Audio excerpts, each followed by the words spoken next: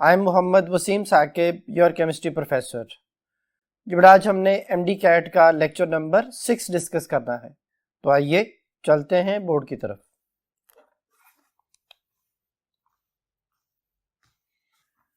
जी students, बेटा आज का जो हमारा टॉपिक है ये कार्बोक्सिलिक एसिड और मैक्रोमोलिक्यूल से रिलेटेड है बेटा। तो इस जो लेक्चर में हमने चीज़ें डिस्कस करनी है वो नोमेनक्लेचर ऑफ कार्बोक्सिलिक एसिड्स है बेटा, क्लासिफिकेशन है उनकी, प्रेपरेशन ऑफ कार्बोक्सिलिक एसिड है, फिजिकल प्रॉपर्टीज है, रिएक्टिविटी है, और केमिस्ट्री ऑफ कार्बोक्सिलिक एसिड उसकी जो कन्वर्जन है जिसमें उसकी जो है ना वो असाइल हैलाइड आ जाता है, जिसको एसिड हैलाइड हम फैमिली कहते हैं। एसिड एनहाइड्राइड्स हैं, एस्टर्स हैं, अमाइड्स हैं और उनके रिएक्शंस हैं और उनकी आपस में इंटरकन्वर्जन भी है। मैक्रोमोलिक्यूल्स के बारे में जो हमने डिस्कशन करनी है बेटा, उसमें प्रोटीन्स को डिस्कस करेंगे, उनकी classification on the basis of physico chemical properties हैं और उनकी जो क्लासिफिकेशन उनके स्ट्रक्चर की बुनियाद पे और उनका जो आपस में रिलेशनशिप है उसको डिस्कस करेंगे। जो वेरियस प्रोटीन्स हैं उनके रोल में जो हमारी बॉडी फंक्शंस को मेंटेन करने में वो हेल्प करते हैं और उनकी जो न्यूट्रिशनल इंपॉर्टेंस है उसके बारे में डिस्कशन होगी बेटा। Enzymes, role of enzyme as a biocatalyst, हम इनके बारे में आज डिस्कस करेंगे। तो बेटा स्टार्ट करते हैं। सबसे पहले कार्बोक्सिलिक एसिड जो है बेटा वो क्या चीज़ होती है। कार्बोक्सिल एसिड जो लफ्ज़ है ये एक्चुअली एक एसिड जो है वो फैमिली नेम है। जो कार्बोक्सिल है वो दो चीज़ों की वजह से इसका नेम बना है बेटा कि C डबल बॉन्ड O जो है बेटा ये है कार्बोनाइल और जो उसके साथ OH है बेटा वो कहलाता है हाइड्रोक्सल। तो कार्बोनाइल का कार्ब और हाइड्रोक्सल का ऑक्सिल, ये दोनों मिलके बने कार्बोक्सिल और एंड पे एक एसिड तो बन गया कार्बोक्सिलिक एसिड। तो ये कार्बोक्सिलिक एसिड की जो हमारे पास आप कह लें कि उसकी जो नोमेनक्लेचर में जो चीज़ें उसकी बेस कर रही होती हैं या जो उसका स्ट्रक्चर है उसके वाले से जो इन्फॉर्मेशन आपको बताई कि उसका नेम ऐसा क्यों है बेटा। ये उसका जनरल फार्मूला है CnH2nO2। ये एलिफेटिक जो है हमारे पास कार्बोक्सिलिक एसिड्स उनके लिए ये फार्मूला होता है, मोनोकार्बोक्सिलिक एसिड्स के लिए। अगर उसमें बेंजीन रिंग आ जाती है तो फिर ये एरोमेटिक कार्बोक्सिलिक एसिड हो जाते हैं, तो ArCOOH आ जाता है। फैटी एसिड्स के बारे में बड़ा याद रखिएगा, फैटी एसिड्स जो है फैट और ऑयल बनाने में हेल्प करते हैं और बेसिकली ये कार्बोक्सिलिक एसिड होते हैं। लेकिन कौन से कार्बोक्सिलिक एसिड? जिनमें कोई रिंग नहीं होगा यानी एलिफेटिक, और जिनमें एक कार्बोक्सिल ग्रुप होगा तो aliphatic monocarboxylic acids are called fatty acids. तो ये फैटी एसिड्स हैं जो फैट बनाने में हेल्प करते हैं बेटा। एग्जांपल्स में इसकी नोमेनक्लेचर को अगर हम डिस्कस करें तो कार्बोक्सिलिक एसिड में जो कार्बोक्सिल ग्रुप है उसकी प्रेफरेंस जो है वो सबसे ज़्यादा है, प्रायोरिटी ऑर्डर में ये जो है उसकी प्रेफरेंस बाकी जो फंक्शनल ग्रुप्स हैं उनकी निस्बत ज़्यादा होती है। तो फिर इसका जो नोमेनक्लेचर में हम चीज़ें डिस्कस करेंगे उसमें हमने इन्हीं जो इसी को प्रेफर करना है, यानी कार्बोक्सिल ग्रुप से नंबरिंग स्टार्ट करनी है, या आप ये कह सकते हैं कि हमेशा नंबर 1 पे होता है। तो बेटा नोमेनक्लेचर के वाले से एक स्लाइड आपके सामने है। अगर एक कार्बन है उसमें कार्बोक्सिल ग्रुप वाला ही कार्बन है तो हम टोटल पूरे फार्मूले में एक कार्बन कंसिडर करते हुए इसका नाम मेथानोइक एसिड लिखेंगे जो IUPAC नेम होगा। और इसका जो कॉमन है फॉर्मिक एसिड है बेटा, ये बेसिकली उसकी सोर्स के नेम पे है। ये लफ्ज़ फॉर्मिका से है। फॉर्मिका जो है उसका मतलब है स्टिंग ऑफ बीज, जो है जो इसके अलावा स्टिंग ऑफ रेड एंड्स होती हैं, सुर्ख चुंडियों के डंक में मौजूद है, बीज के डंक में मौजूद होता है, तो इसलिए फॉर्मिक जो वर्ड फॉर्मिका से निकला है। तो फॉर्मिक एसिड इसे कहते हैं कार्बन की वजह से। 2 कार्बन आ जाए तो एसिटिक एसिड है। ये लफ्ज़ एसीटम से निकला है जिसका मतलब है विनीगर। विनीगर पे 5 to 9% जो है वो बेटा एसिटिक एसिड होता है और इसका जो IUPAC नेम है क्योंकि इसमें 2 कार्बन होते हैं तो एथेनोइक एसिड है बेटा। और 3 कार्बन पे प्रोपियोनिक एसिड इसका कॉमन नेम है। प्रोपियोन का मतलब होता है बेटा, प्रो कहते हैं फर्स्ट को, पियोन कहते हैं फैट को। फर्स्ट फैट यानी जो पहला फैटी एसिड था वो यही डिस्कवर होता है, इसलिए इसको प्रोपियोन से प्रोपियोनिक एसिड बना इसका नेम। प्रोपानोइक एसिड इसका IUPAC नेम है बेटा। 4 कार्बन पे ब्यूटायरिक एसिड कॉमन नेम है जो लफ्ज़ ब्यूटायरम से निकला है। ब्यूटायरम जो है उसका मतलब होता है रेंसिड बटर, खराब मक्खन जो होता है बेटा उसके अंदर ब्यूटायरिक एसिड मौजूद होता है। और इसका जो IUPAC नेम है 4 कार्बन की वजह से ब्यूटानोइक एसिड होता है बेटा। इस तरह उसने एक और कंपाउंड यहाँ पे शो किया हुआ है जो कि कॉमन नेम आइसोब्यूटारिक एसिड है। इसमें लॉन्गेस्ट चेन में 3 कार्बन है तो ये 2 मिथाइल प्रोपानोइक एसिड इसका जो है वो IUPAC नेम बन जाता है। तो इसकी नोमेनक्लेचर थी बेटा। अब इसमें हमारे पास जो क्वेश्चन आएगा उसकी नोमेनक्लेचर का, तो नोमेनक्लेचर की सबसे पहले MCQ जो आपके सामने बैठा, consider the following structural formula of carboxylic acid formula of carboxylic acid बेटा आपके सामने है, तो उस फार्मूले को हम देखते हैं सबसे पहले कि ये देखिए बेटा, इसमें नंबरिंग इस एंड से स्टार्ट होगी, तो 1 2 3 4 5, तो हम इसको जो नेम देंगे वो 5 कार्बन की वजह से पेंटानोइक एसिड है, तो ये पेंटानोइक एसिड आ गया। लेकिन 2 पे भी मिथाइल है, 3 पे भी मिथाइल है, तो 2,3 डाइमिथाइल जो है वो इसका नाम पेंटानोइक एसिड होगा। पहली ऑप्शन जो है उसने क्वेश्चन पूछा था correct name of the above given structure according to the UPSC rules, तो पहली ऑप्शन है 3,4 dimethyl pentanoic acid, beta option है 2,3 dimethyl pentanoic acid, Charlie option है 2,4 डाइमिथाइल ब्यूटानोइक एसिड, और जो डेल्टा ऑप्शन है 4,5 डाइमिथाइल पेंटानोइक एसिड। बड़ा इसका आंसर जो है वो 2,3 डाइमिथाइल पेंटानोइक एसिड है, जो कि बीटा ऑप्शन में मेंशन है, तो फिर इस एमसीक्यू का आंसर है बीटा ऑप्शन। नेक्स्ट क्वेश्चन है बेटा एमसीक्यू अगेन आपके सामने है, consider the following structure of substituted carboxylic acid. Substituted mean उसमें जो है ना वो अल्काइल ग्रुप के अलावा जो है उसमें हेलो ग्रुप भी आ गया, तो ये सब्स्टिट्यूटेड कार्बोक्सिलिक ग्रुप कहलाता है। The correct IUPAC name of the given structure is, बेटा गिवन स्ट्रक्चर जो है उसको मैंने ओपन करके लिख लिया, CH3 फिर CH उसके साथ CH3 है, फिर CHBr है और कार्बोक्सिल है, तो 1 2 3 4 लॉन्गेस्ट चेन में 4 कार्बन है, और इसमें 2 पे ब्रोमो है, 3 पे मिथाइल है, तो 2 ब्रोमो, क्योंकि अल्फाबेटिक ऑर्डर में लिखना होता है, तो 2 ब्रोमो 3 मिथाइल ब्यूटानोइक एसिड बेटा इसका आईयूपीएसी नेम हो जाएगा। तो पहली ऑप्शन है 2 bromo 3 methyl butanoic acid, beta option है 3 ब्रोमो 2 मिथाइल ब्यूटानोइक एसिड, चौथी option 2 bromo 2 methyl butanoic acid, और डेल्टा ऑप्शन है 3 ब्रोमो 3 मिथाइल ब्यूटानोइक एसिड। थोड़ा सिर्फ अल्फा ऑप्शन मैच करती है 2 ब्रोमो 3 मिथाइल ब्यूटानोइक एसिड। जब नेक्स्ट कॉन्सेप्ट जो है वो उसकी क्लासिफिकेशन का है। क्लासिफिकेशन जो हमारे पास कार्बोक्सिलिक एसिड्स की होती है वो बेसिकली इनके नंबर ऑफ कार्बोक्सिल ग्रुप पे होती है। एक कार्बोक्सिल ग्रुप वाले जो हैं, 2 कार्बोक्सिल ग्रुप वाले हैं, 3 कार्बोक्सिल ग्रुप वाले हैं। तो एक कार्बोक्सिल ग्रुप वाले, जैसे अभी मैंने आपको एक स्लाइड में समझाया था कि ये फॉर्मिक एसिड है, ये एस्टिक एसिड है, ये प्रोपियोनिक एसिड है, ये ब्यूटायरिक एसिड है। 5 कार्बन पे वेलेरिक एसिड होता है, जो लफ्ज वेलेरियम से है, जो कि एक फूल का नेम होता है, उसमें मौजूद होता है।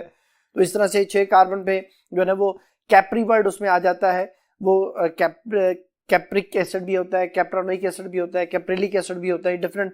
ये 5 कार्बन से ऑनवर्ड जो है मोस्टली ये कैप्री वर्ड से जो है डिराइव हुए हैं। कैप्री जो उसका मतलब होता है स्किन ऑफ गॉट, बकरी की खाल में एसिड मौजूद होते हैं, तो फिर उससे उसका नेम जो है वो कैप्रिलिक एसिड, कैप्रोइक एसिड, इस तरह से नेम उसके बनाए जाते हैं। बहरहाल ये उसके जो है वो एक कार्बोक्सिल ग्रुप वाले हैं, जिनको मैंने बताया था कि ये फैटी एसिड्स होते हैं, यानी ये वाले सारे फैटी एसिड्स हैं। लेकिन अगर 2 कार्बोक्सिल ग्रुप वाले आ जाते हैं हमारे पास, तो 2 कार्बोक्सिल ग्रुप वाले जो है बेटा उसमें आपने ये कॉन्सेप्ट याद रखना है कि इनमें जो है ना वो हमने जो इसका नेम है वो डाइओइक एसिड जो है वो लिखेंगे, क्योंकि 2 कार्बोक्सिल ग्रुप आ गए। तो फिर इसके पहले कॉमन नेम को हम डिस्कस करते हैं। आप याद करेंगे OMSGA, OMSG, और इधर एक और अभी मैं आपको बताऊंगा A। O से बेटा ऑक्सैलिक एसिड है, ये इसका कॉमन नेम है। M से मेलोनिक एसिड है, ये भी इसका कॉमन नेम है बेटा। S से सक्सिनिक एसिड है, ये भी इसका कॉमन नेम है। G से ग्लूटारिक एसिड है, ये भी इसका कॉमन नेम है बेटा। और A से एडिपिक एसिड होता है, ये भी कॉमन नेम है। बच्चों को याद करवाने के लिए मैं ये कहता हूं कि आप जो है ना वो एक एक CH2 बढ़ाते जाएं, और 2 कार्बोक्सिल ग्रुप तो हर एक में है। ये देखें, 2 कार्बोक्सिल ग्रुप, 2 कार्बोक्सिल ग्रुप, फिर 2 कार्बोक्सिल, 2 कार्बोक्सिल, और इसका जो फार्मूला होता है वो होता है CH2 CH2, फिर CH2 CH2 कार्बोक्सिल, और ये कार्बोक्सिल आ गया बेटा। तो 2 कार्बोक्सिल आ गए और CH2 ग्रुप उसमें बढ़ते चले जाएंगे। इसमें कोई CH2 नहीं है, 1 CH2 है, 2 CH2, 3 CH2, 4 CH2 है बेटा।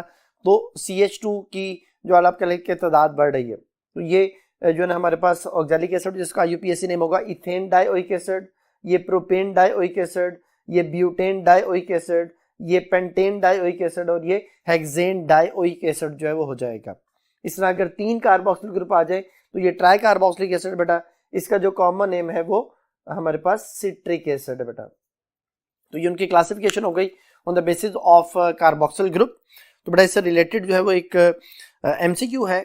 The carboxylic acids are classified as monocarboxylic acid, dicarboxylic acid and tricarboxylic acid depending upon the number of the carboxyl group present in the molecule. Which of the following is an example of the tricarboxylic acid? पहली option है valeric acid. मैंने भी आपको यहाँ बताया था कि अगर 5 कार्बन हो जाएं, ये 4 कार्बन तक मैंने लिखे हुए हैं, अगर 5 कार्बन हो जाए तो वेलेरिक एसिड है। ये सिंगल जो है ना वो कार्बोक्सिल ग्रुप वाला है और मोनोकार्बोक्सिलिक कैटेगरी में आता है। तो इसका IUPAC नेम पेंटोनिक एसिड होगा, आंसर एक्सप्लेनेशन में ये इसका नाम लिखा भी होगा बेटा। फिर बीटा ऑप्शन जो है वो टार्टेरिक एसिड है। टार्टेरिक एसिड जो है वो सक्सिनिक एसिड ही होता है बेसिकली, लेकिन इसमें 2 OH ग्रुप जो है वो आ जाते हैं। सक्सिनिक एसिड में ये हमारे पास जो है वो CH2CH2 दो कार्बोक्सिल ग्रुप है। अगर इसको यूं लिख लिया जाए कि CH फिर CH, इसके साथ ये कार्बोक्सिल और ये भी कार्बोक्सिल आ गया, तो ये OH आ गया बेटा, ये भी OH आ गया। तो अब 1 2 3 और 4, 2 पे OH है, 3 पे OH है, तो 2,3 डाइहाइड्रोक्सी ब्यूटेन डाइओइक एसिड इसका IUPAC नेम होगा। इसको टार्टेरिक एसिड भी कहा जाता है, कॉमन नेम है। तो इसमें 2 कार्बोक्सिल ग्रुप है, ये डाइकार्बोक्सिलिक एसिड में आता है। सिट्रिक एसिड मैंने भी आपको बताया था कि ये ट्राइकार्बोक्सिलिक एसिड, इसमें 3 कार्बोक्सिल ग्रुप मौजूद है और ये हमारा आंसर है। ऑक्सैलिक एसिड आपको बता दिया था, डाइकार्बोक्सिलिक एसिड कैटेगरी में आता है। तो फिर इस MCQ का आंसर होगा चार्ली ऑप्शन। जी बेटा, नेक्स्ट क्वेश्चन भी इसी के हवाले से फैटी एसिड्स का कॉन्सेप्ट है इसमें। Which of the following carboxylic acids is known as fatty acid, कहता है कौन सा कार्बोक्सिलिक एसिड फैटी एसिड कहलाता है। अब पहले ऑप्शन ऑक्सैलिक एसिड, तो मैं बता चुका हूँ ये डाइकार्बोक्सिलिक है। फैटी के लिए मोनोकार्बोक्सिलिक एसिड होने चाहिए, तो फैटी एसिड में ऑक्सैलिक एसिड नहीं आएगा। फिर मेलोनिक एसिड है, मेलोनिक एसिड ये भी 2 कार्बोक्सिल ग्रुप वाला है, ये भी फैटी एसिड में नहीं आएगा। चौथी ऑप्शन स्टीरिक एसिड है बेटा। स्टीरिक एसिड जो है वो अभी मैं फार्मूला आपको बताता हूँ। और डेल्टा ऑप्शन जो है वो सक्सिनिक एसिड है। सक्सिनिक एसिड में आपको फार्मूला बता चुका हूँ, ये भी डाइकार्बोक्सिलिक एसिड है, ये भी फैटी एसिड नहीं होगा। स्टीरिक एसिड लफ्ज जो है वो स्टीरिएट से है, जिसका मतलब ये बेसिकली स्टीयर वर्ड है, जिसका मतलब होता है टैलो, या इसका मतलब हार्ड फैट भी होता है, चर्बी में मौजूद होता है। इसमें 17 जो है ना वो कार्बन होते हैं अल्काइल ग्रुप में, ये C17 H35 और फिर carboxyl group, this one is called stearic acid. तो ये मोनो जो है ना वो कार्बोक्सिलिक आप कह सकते हैं कि एसिड है, एलिफैटिक है, कोई रिंग नहीं होता, तो फिर ये फैटी एसिड है बेटा। तो फिर हमारा क्वेश्चन का आंसर हुआ यहाँ पे चार्ली ऑप्शन में, तो इस MCQ का चार्ली आंसर। जो नेक्स्ट क्वेश्चन जो है वो अगेन डाइकार्बोक्सिलिक एसिड के हवाले से है कि which of the following aliphatic dicarboxylic acid has incorrect formula, कहते हैं किसका इनकरेक्ट जो है वो फार्मूला है। डाइकार्बोक्सिलिक एसिड्स हैं, एलिफैटिक है, कोई रिंग नहीं है। पहली ऑप्शन हमारे पास जो फार्मूला है COOH, 2 दफा लिखा हुआ है, ये इथेन डाइओइक एसिड है। मैंने भी आपको इसका IUPAC नेम बताया था कि ये इथेन डाइओइक एसिड है, ठीक है। अगर CH2 जो है ना वो 2 दफा आ जाते हैं जैसे ये है, तो ये ब्यूटेन डाइओइक एसिड होगा, क्योंकि इसमें 1 2 3 4 4 कार्बन है, तो ये आगे लिखा हुआ ब्यूटेन डाइओइक एसिड, ये सक्सिनिक एसिड कॉमन है बेटा इसका। अगर CH2 4 दफा आ जाए जैसे ये लिखे हुए 1 2 3 4 2 कार्बोक्सिल है, तो फिर ये हमारे पास जो है वो टोटल 6 कार्बन हो जाएंगे, तो ये बन जाएगा हेक्सेन डाइओइक एसिड इसका नाम। लेकिन यहाँ पे जो मेंशन किया हुआ है वो हेप्टेन डाइओइक एसिड है, तो 7 कार्बन तो नहीं है इसमें। ये देखें 1 2 3 4 5 6, ये तो 6 कार्बन बन रहे हैं, तो फिर ये चार्ली नेम जो है उसका गलत हो गया, क्योंकि उसने हेप्टेन डाइओइक एसिड लिखा हुआ था। और जो डेल्टा ऑप्शन है उसमें एक CH2 है, 2 कार्बोक्सिल है, एक CH2 2 carboxyl, malonic acid common name है, और प्रोपेन डाइओइक एसिड इसका IUPAC नेम होगा, तो ये भी ठीक है, यानी अल्फा बीटा डेल्टा ठीक है, चार्ली इनकरेक्ट है, तो इस MCQ का आंसर होगा चार्ली ऑप्शन। ये बेटा नेक्स्ट कॉन्सेप्ट जो है वो है preparation of the carboxylic acid. Carboxylic acid की जो प्रिपरेशन है बेटा वो डिफरेंट तरीकों से जो उसकी प्रिपरेशन की जा सकती है, वो सारे मेथड मैंने यहाँ पे बोर्ड पे लिख लिए हैं। सबसे पहले नंबर पे आता है कि फ्रॉम अल्कोहल्स, अल्कोहल की आप ऑक्सीडेशन कर लें और ऑक्सीडेशन से आप कार्बोक्सिलिक एसिड बना लें। इसमें 2 मेथड आ सकते हैं कि फ्रॉम अल्कोहल के अल्कोहल की आप ऑक्सीडेशन करें। पोटाशियम डाइक्रोमेट और डाइल्यूट H2SO4 जो है ये स्ट्रॉन्ग ऑक्सीडाइजिंग एजेंट्स हैं, ये ऑक्सीजन नेसेंट ऑक्सीजन को रिलीज करते हैं जो इसे ऑक्सीडाइज करता है, इसे ऑक्सीडाइज करके इसको एल्डिहाइड में कन्वर्ट करता है, एल्डिहाइड की फर्दर ऑक्सीडेशन होती है, तो फिर ये कार्बोक्सिलिक एसिड बनता है। तो one method is from alcohol, second method is from aldehyde. Aldehyde की भी ऑक्सीडेशन की जाए तो कार्बोक्सिलिक एसिड बनेगा। इसमें कॉन्सेप्ट ये है कि कार्बन सेम रहते हैं, यानी अल्कोहल जो प्राइमरी अल्कोहल है उसमें जितने 2 कार्बन है इतने ही कार्बन वाला कार्बोक्सिलिक एसिड बनेगा। इसी तरह एल्डिहाइड में जितने कार्बन है उतने कार्बन वाला ही कार्बोक्सिलिक एसिड बनेगा।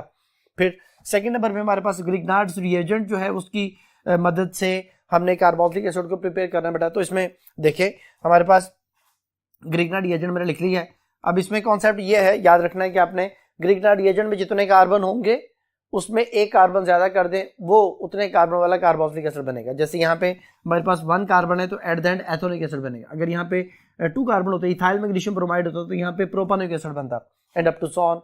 क्यों? कॉन्सेप्ट क्या है कि ये वाला कार्बन इस कार्बन डाइऑक्साइड के कार्बन के साथ मिलके टोटल 2 कार्बन वाला कार्बोक्सिलिक एसिड बन रहा है। अब कॉन्सेप्ट क्या है, मेटल हमेशा पॉजिटिव होती है। मैग्नीशियम जो है ग्रिग्नार्ड रिएजेंट में वो पॉजिटिव है, तो मेटल के साथ वाला जो कार्बन है वो नेगेटिव है। अल्काइल ग्रुप जो नेगेटिव है वो बेटा कार्बन डाइऑक्साइड में कार्बन जो कि पार्शियल पॉजिटिव है अपनी लेस इलेक्ट्रॉन एक्टिविटी की वजह से क्योंकि कार्बन जब ऑक्सीजन से जुड़ेगा तो ऑक्सीजन की इलेक्ट्रोनेगेटिविटी ज्यादा है, कार्बन की कम है, तो कार्बन पे पार्शियल पॉजिटिव चार्ज है, ये negative carbon partial positive carbon पे अटैक करेगा, इसके तो 4 बॉन्ड पूरे हैं, जब ये उसके साथ बॉन्ड बनाना चाहेगा तो वो पाई बॉन्ड इलेक्ट्रॉन जो है, पाई इलेक्ट्रॉन वो ऑक्सीजन की तरफ शिफ्ट कर देगा, तो ये डबल बॉन्ड ओ ये मेंशन किया है, ये C double bond O, CH3 C double bond O, फिर ओ की तरफ इलेक्ट्रॉन शिफ्ट हुए ओ नेगेटिव, और Mg फुल पॉजिटिव बन के आयनिक बॉन्ड बनाता है, इलेक्ट्रोस्टैटिक अट्रैक्शन है बिटवीन ऑक्सीजन एंड मैग्नीशियम, तो ये हमारे पास एक सॉल्ट बन जाता है। अब इसमें हम इसकी एसिडिक हाइड्रोलिसिस करते हैं, यानी हाइड्रोलिसिस है इन the presence of acid, acidic hydrolysis हो गई, तो क्या होता है बेटा, इस एसिडिक हाइड्रोलिसिस में यहाँ से ये ब्रेक होता है और जो वाटर है वो भी ब्रेक होता है, वाटर का H इसके पास, वाटर का जो OH है वो बेटा मैग्नीशियम के पास, तो मैग्नीशियम हाइड्रोक्सी ब्रोमाइड बन जाएगा और हमारे पास एथेनोइक एसिड या एसिटिक एसिड जो है वो प्रिपेयर हो जाएगा। ये 2 मेथड हो गए कार्बोक्सिलिक एसिड को प्रिपेयर करने के। थर्ड मेथड है from alkane nitrile. Alkane nitrile में बेसिकली हमारे पास 2 तरह की कंडीशंस होती हैं, पहले हाइड्रेशन होती है, वाटर ऐड होता है, ये H इधर, ये वाला H भी इधर, ये ऑक्सीजन बेटा इधर आ जाता है, तो ये हमारे पास जो चीज बनती है इट इज कॉल्ड एसेटअमाइड, और इसका जो दूसरा IUPAC नेम है वो है एथेनमाइड। तो एथेनमाइड एसिटमाइड ये हमारे पास कंपाउंड बन जाता है। अब हमने इसकी क्या करनी है, दोबारा से अब इसकी हाइड्रोलिसिस होगी, वो हाइड्रोलिसिस अगर एसिडिक मीडियम में है तो कार्बोक्सिलिक एसिड बनेगा, अगर बेसिक मीडियम में है तो फिर कार्बोक्सिलिक एसिड का सॉल्ट बनेगा। क्या मतलब है जी, ये बेटा यहाँ से बॉन्ड ब्रेक होता है, वाटर भी ब्रेक होता है, वाटर का OH इस NH2 की जगह पे आता है, कार्बोक्सिलिक एसिड बन गया, ये H और NH2 ये आपस में जुड़ते हैं, NH3 बनता है, NH3 जो है बेटा वो इस HCl से मिलके NH4Cl बन जाता है, ताकि हम अमोनिया को कैप्चर कर सकें, क्योंकि अमोनिया कार्बोक्सिलिक एसिड के साथ मिलकर उसका सॉल्ट बना सकता था, तो कार्बोक्सिलिक एसिड बना प्लस अमोनियम सॉल्ट बना, तो ये हमारे पास जो है वो उसकी प्रिपरेशन है। तो आप ये कह सकते हैं कि कार्बोक्सिलिक एसिड जो है वो एसिडिक मीडियम में ही बनेगा, क्योंकि बेसिक मीडियम में देखें अगेन ये वाटर यहाँ से ब्रेक हुआ, वाटर का OH इसकी NH2 की जगह पे आया, तो यहाँ पे कार्बोक्सिलिक एसिड बनना चाहिए था, लेकिन आपने उसके अंदर एक स्ट्रॉन्ग बेस डाल दी, स्ट्रॉन्ग बेस जो है वो उस एसिड को एसिड रहने नहीं देगी, उसका सॉल्ट बना देगी, प्लस जो NH2 है वो H के साथ मिलकर NH3 बनता है, जो कि खुद एक बेस है, वो NH के साथ रिएक्ट नहीं करेगा, तो फिर यहाँ पे हमारे पास जो प्रोडक्ट बनेगा वो सॉल्ट बनेगा कार्बोक्सिलिक एसिड का। तो ये हमारे पास जो है वो इस तरह से 3 मेथड हो गए, और जो लास्ट मेथड है by the oxidative cleavage of जो है ना वो अल्कीन की ऑक्सीडेटिव क्लीवेज है बेटा, लेकिन यहाँ पे ये बात याद रखनी है कि ऑक्सीडेटिव क्लीवेज जो है उसमें CH डबल बॉन्ड के साथ अटैच होना चाहिए, अगर CH डबल बॉन्ड के साथ अटैच नहीं पर कार्बोक्सिलिक एसिड नहीं बनेगा, फिर वो डिफरेंट प्रोडक्ट बन सकते हैं। जैसे पहले हम इसको समझते हैं, डिफरेंट एग्जांपल आपको बताता हूँ कि ये हमारे पास जो है वो 2 ब्यूटीन है बेटा, 2 ब्यूटीन में CH डबल बॉन्ड के साथ अटैच है, ये बॉन्ड यहाँ से ब्रेक होगा, कार्बन चेन अलहदा हो गई, इधर कितने कार्बन बचे, 2 कार्बन, 2 कार्बन वाला कार्बोक्सिलिक एसिड यानी एथेनोइक एसिड बन जाएगा। इधर कितने कार्बन है, ये भी 2 कार्बन है, तो ये भी हमारे पास अगेन 2 कार्बन वाला एक और कार्बोक्सिलिक एसिड बन जाएगा, तो 2 मोल्स ऑफ एथेनोइक एसिड हमारे पास आ जाएगा। बट अगर फर्ज करें कि हमारे पास जो है वो ये कंपाउंड होता CH2 CH3 that is 1 propene, और आप इसको KMnO4 हॉट कंसंट्रेटेड KMnO4 इन बेसिक मीडियम हम यूज करते हैं, जो कि ऑक्सीडेटिव क्लीवेज कर रहा है, जो नेसेंट ऑक्सीजन छोड़ते हैं।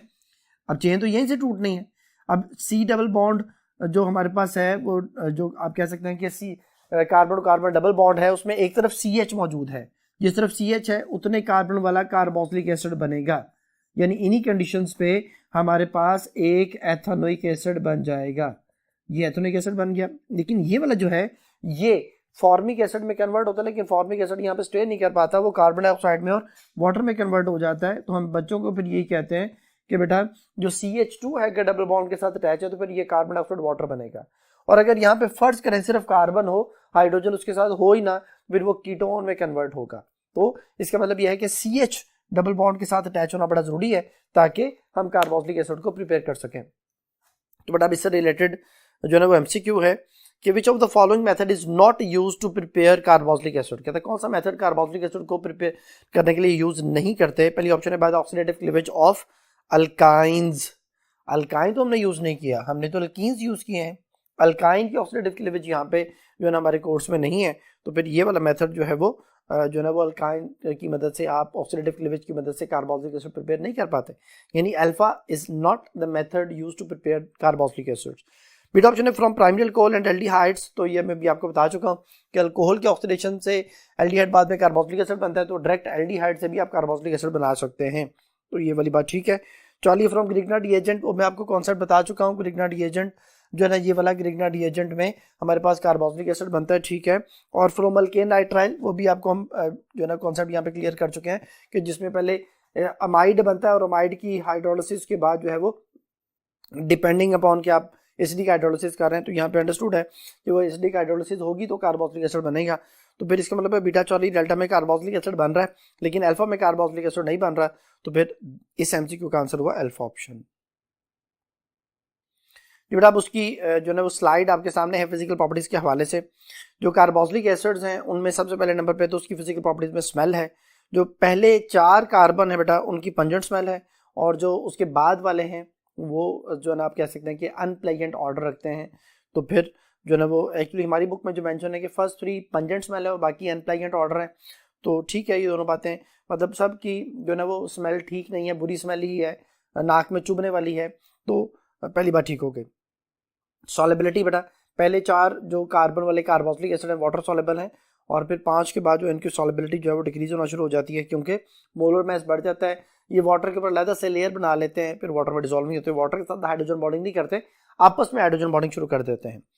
बॉइलिंग पॉइंट बेटा इनकी कार्बन पे डिपेंड करता है, कार्बन बढ़ते जाएंगे तो इनका बॉइलिंग पॉइंट बढ़ता जाएगा। जैसे आप देखें आपके सामने स्लाइड में वैल्यूज शो की हुई हैं, फॉर्मिक एसिड का बॉइलिंग पॉइंट है 100 डिग्री सेंटीग्रेड, और फिर एसिटिक एसिड का 118 डिग्री सेंटीग्रेड, और फिर प्रोपानिक एसिड का 141। तो जो कार्बन बढ़ रहे हैं वो इंक्रीज हो रहा है, ये कोई एक रेगुलर जो है ना वो इंक्रीज तो नहीं है लेकिन इंक्रीज है बहरहाल, मतलब रेगुलर से मुराद होती है कि इक्वल जो है ना वो उसमें इंक्रीज नजर आ रहा हो हमें, वैसा तो हमें कुछ नजर नहीं आ रहा, लेकिन आप ये कह सकते हैं कि एक इंक्रीज जो है ना वो आ रहा है नंबर ऑफ कार्बन के बढ़ने से। मेल्टिंग पॉइंट में जो है ना वो प्रॉब्लम आती है क्योंकि यहाँ पे ऑड और इवन कार्बन का जो है ना कॉन्सेप्ट हमारे सामने है, तो इससे रिलेटेड हम एक एमसीक्यू भी डिस्कस करेंगे। ये देखिए बेटा मेल्टिंग पॉइंट का मैंने यहाँ पे कॉन्सेप्ट लिखा है, odd carbon 3 carbon propanoic acid, तो इसमें क्या होता है बेटा 3 कार्बन जब हैं तो ये एक दूसरे के करीब जब आते हैं फ्रीज होने के लिए, क्योंकि फ्रीजिंग और मेल्टिंग पॉइंट का कॉन्सेप्ट सेम है, जो फ्रीजिंग पॉइंट होता है वही मेल्टिंग पॉइंट होता है, तो जब हम इसको फ्रीज करेंगे वही इसका मेल्टिंग पॉइंट होगा, तो हम इसको फ्रीज करने के लिए मॉलिक्यूल्स को करीब लेके आ रहे हैं। तो ये देखिए बेटा ये एक प्रोपानोइक एसिड का मॉलिक्यूल है, दूसरा मॉलिक्यूल बेटा जब इसके करीब आता है तो इसमें क्या होता है, इसमें जो है ना वो गैप क्रिएट हो जाता है, वो गैप क्रिएट होने की वजह से जो है ना वो इनमें जो आप कह सकते हैं लूज पैकिंग हो जाती है, और इसका मेल्टिंग पॉइंट जो है वो -22 या 251 केल्विन जो है ना उस पर चला जाता है, जो -22 डिग्री सेंटीग्रेड है और ये केल्विन में वैल्यू है। फिर देखें अगर 4 कार्बन आते हैं तो ये इवन कार्बन है, ऑड कार्बन में प्रॉब्लम आएगी, इवन में नहीं आएगी। इवन में यह है जी कि ये 4 कार्बन हमारे पास है, ये 4 कार्बन लिखे बेटा हमने, और उसके साथ दोबारा से 4 कार्बन है, इसमें कोई जो ना वो गैप नहीं आते, लूज पैकिंग नहीं होती, जिसकी वजह से ये आसानी से एक दूसरे के साथ एडजस्ट हो जाते हैं और इनका जो मेल्टिंग पॉइंट है वो ज्यादा हो जाता है। -22 से ज्यादा हो गया -6, माइनस में कई बच्चे कंफ्यूज होते हैं, तो केल्विन में वैल्यू इसी को शो कर रही है, 251 से ज्यादा हो गया 267 केल्विन। फिर जब 5 कार्बन आए तो फिर वही वाला प्रॉब्लम, इसको हम इस तरह से बना लेते हैं कि ये 5 कार्बन है, इस तरह से बने हुए हैं जैसे 1 2 3 4 5 1 2 3 4 5, इसके साथ दोबारा से एक और मॉलिक्यूल आएगा तो ये 2 गैप आ जाएंगे, यहाँ पे एक गैप आ रहा था, यहाँ पे 2 गैप आ रहे थे, तो 2 गैप आने की वजह से मेल्टिंग पॉइंट मजीद कम हो जाएगा, यानी ये -22 था ये -36 पे चला जाएगा। तो ऑड वालों में प्रॉब्लम आती है, केल्विन में हमें बात मजीद क्लियर हो जाएगी, ये 251 है तो ये 237 केल्विन जो कि टेम्परेचर के ड्रॉप होने की निशानी है, यानी मेल्टिंग पॉइंट कम हो रहा है। तो ऑड वालों का मेल्टिंग पॉइंट कम है, इवन वालों का मेल्टिंग पॉइंट ज्यादा है, पैकिंग का इशू है, लूज पैकिंग ऑड वालों में है, इवन वालों में जो ना वो आप कह सकते हैं कि क्लोज पैकिंग है, स्ट्रॉन्गर पैकिंग है। बट इससे रिलेटेड एमसीक्यू है, क्वेश्चन है melting point of the carboxylic acid with even number of the carbon atom are higher than those with the odd carbon atoms, this is because, कहता है even number वालों का melting point ज्यादा है odd वालों से, तो इसकी रीजन क्या है। तो फिर आप इसको यूं एक्सप्लेन कर सकते हैं, अगर इसको इंग्लिश में एक लाइन लिखना चाहें तो हम ये लिखेंगे कि alkyl group and carboxyl group are on the same side. जो टर्मिनल अल्काइल है जो CH3 है वो, और जो कार्बोक्सिल है दोनों सेम साइड में, यानी दोनों नीचे हैं। यहाँ पे देखें इसमें CH3 नीचे तो कार्बोक्सिल ऊपर है, इसमें CH3 नीचे, कार्बोक्सिल भी नीचे, CH3 नीचे, कार्बोक्सिल भी नीचे। तो ऑड वालों में जो अल्काइल, टर्मिनल अल्काइल और कार्बोक्सिल है, ये दोनों सेम साइड पे होते हैं, इस वजह से उनकी लूज पैकिंग होती है। तो पहली ऑप्शन देखिए बेटा, the acid with even number of carbon have the carboxyl end the terminal CH3 on the opposite side of the carbon chain and are symmetrical. कहते हैं जी जो इवन नंबर ऑफ कार्बन वाले कार्बोक्सिलिक एसिड है उसमें जो carboxyl group है और जो टर्मिनल CH3 ग्रुप है ऑपोजिट साइड पे, तो ये सिमेट्रिकल होते हैं। पहली बात बिल्कुल ठीक है बेटा।